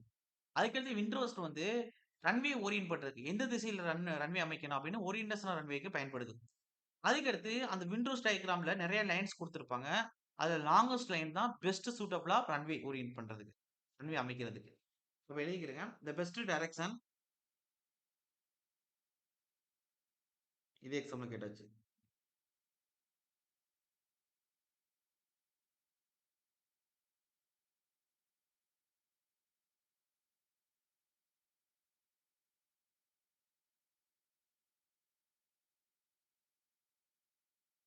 தி best direction of runway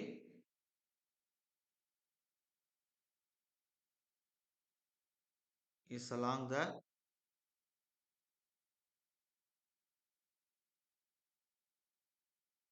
direction of longest line of wind rose. விண்ட்ரோஸ்ல லாங்கஸ்ட் லைன் தான் பெஸ்ட் டைரக்ஷன். ரன்வே அமைக்கிறது. அதுக்கடுத்து பேசிக் ரன்வேல இருந்துன்னு குடுப்பாங்க. சில விஷயங்கள். ஓகே. சில கண்டிஷன்ஸ் ஃபாலோ பண்ணணும். அப்ப வந்து நம்ம ஏர்போர்ட் வந்து ஆல்ரெடிஸ் அட் சீ லெவல். அட் கடல் மட்டம் சில விஷயங்கள் வந்து நடைமுறைக்கு கரெக்ட்டா இருக்காது இந்த அசம்ப்ஷன்லாம். அப்ப அட் சீ லெவல்ல இருக்குன்னு சொல்லியிருப்பாங்க. அந்த சீ லெவல்ல டெம்பரேச்சர் 15 டிகிரி செல்சியஸ் இருக்குன்னு சொல்லியிருப்பாங்க. பிரஷர் வந்து 760 அட் பாதரசம்.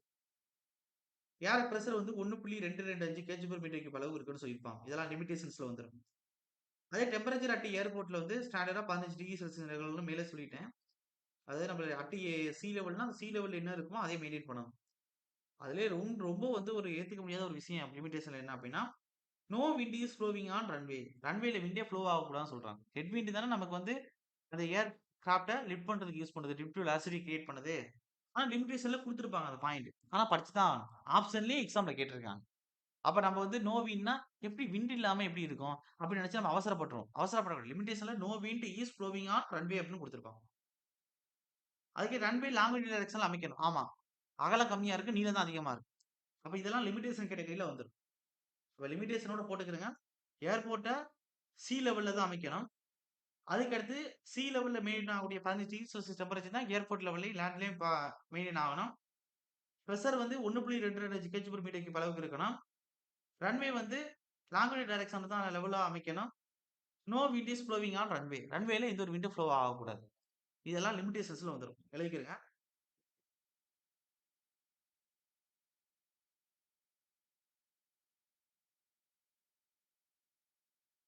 அதாவது பேசிக் ரன்வேல இருந்துன்னு குடுத்துட்டு அதுக்குள்ள எழுதுங்க. இல்லாட்டி லிமிட்டேஷனே போடுங்க. லிமிட்டேஷன்.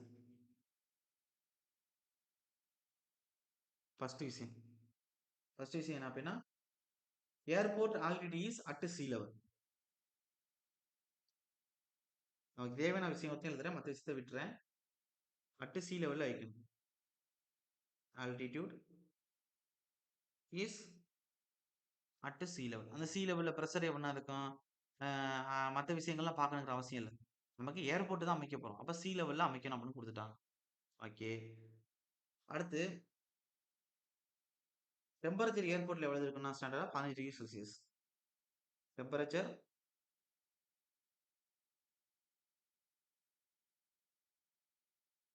அட் ஏர்போர்ட் இஸ்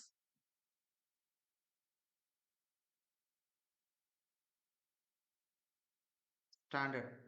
ஸ்டாண்டர்ட்ங்கிறது என்னது? மீன்ஸ் லெவல்ல இருக்கக்கூடிய அந்த சி லெவல்ல இருக்கக்கூடிய 15 டிகிரி செல்சியஸ் தான். அடுத்து 3வது. இத மனப்பாடம் பண்ணிக்கிறீங்க. ப்ராப்ளத்துக்கு இந்த 15 டிகிரி செல்சியஸ் யூஸ் ஆகும். ஸ்டாண்டர்ட் டெம்பரேச்சர்ங்கிறது. ரன்வே எப்படி லெவல் பண்ணணும்னா லாங்கிடியூடல் டைரக்ஷன்ல. அப்ப ரன்வே இஸ் லெவல்ட் இன்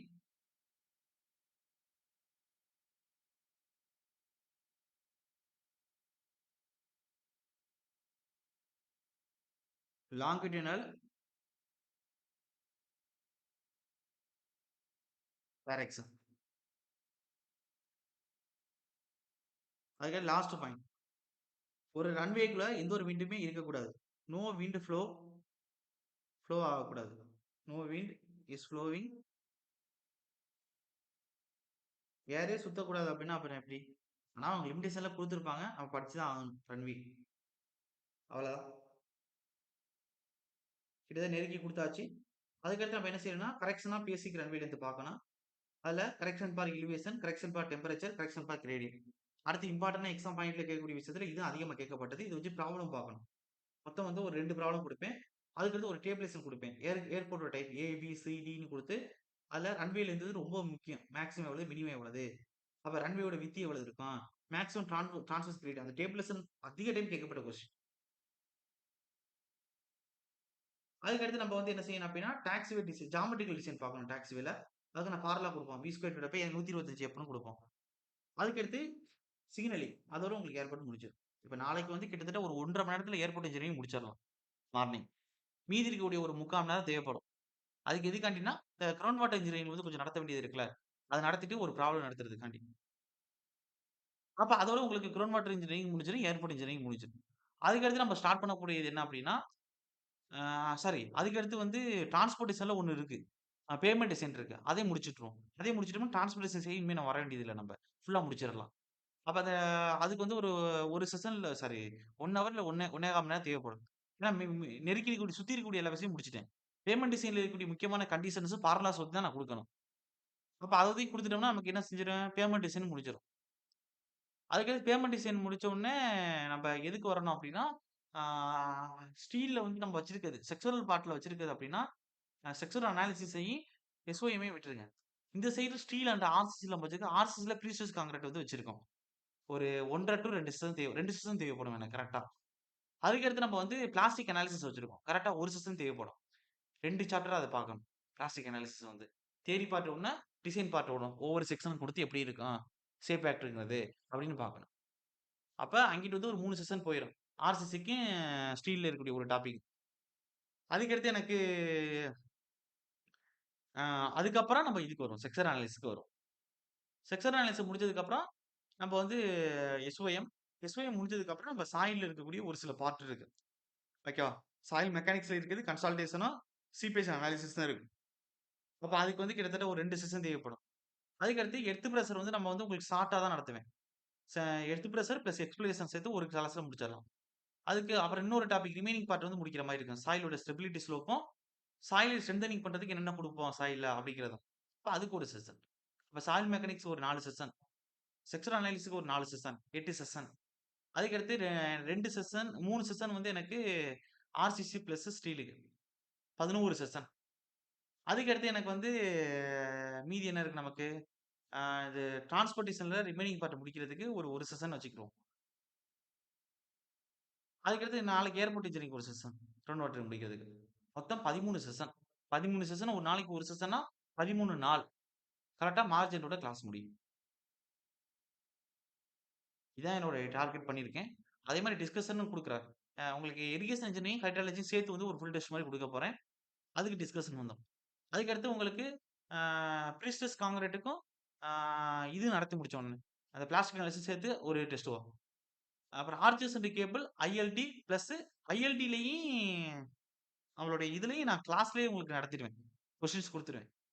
அதுல ஒரு சில கொஸ்டின்ஸ் தான் உங்களுக்கு டெஸ்ட் டிஸ்கஷன்ல குடுப்பேன். ப்ராப்ளம்னா உங்களுக்கு கிளாஸ்லயே குடுத்துருவேன் நான். எதுக்கு மேட்ரிக்ஸ்க்கு.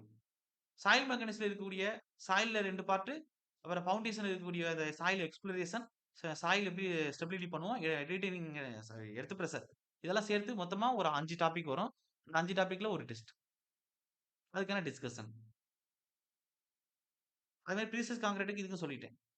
சென்டாமீட்டர்ல இருக்கக்கூடிய 5 சாப்டர் சேர்த்து சின்ன சின்ன சாப்டரா இருக்கும். அதெல்லாம் நடத்தி முடிச்சு அதுக்கு ஒரு டெஸ்ட் அதுக்கான டிஸ்கஷன். அதான் மேக்ஸிமம் முடிச்சிரலாம். கவலைப்படாதீங்க. கரெக்ட்டா மார்ச் எண்டோட முடிக்கிறோம். ஏப்ரல் 1ஆம் தேதி ஜெனரல் டெஸ்ட் ஸ்டார்ட் பண்றோம். ஓகே. 100% சிலபஸும் முடிச்சிருக்கணும். 100% டிஸ்கஷனும் முடிச்சிருக்கணும். யூனிட் டெஸ்ட், ஃபுல் டெஸ்ட்க்கு. இதான் டார்கெட். Okay sir. இதோட இந்த செஷன் வந்து நான் குளோஸ் பண்றேன்.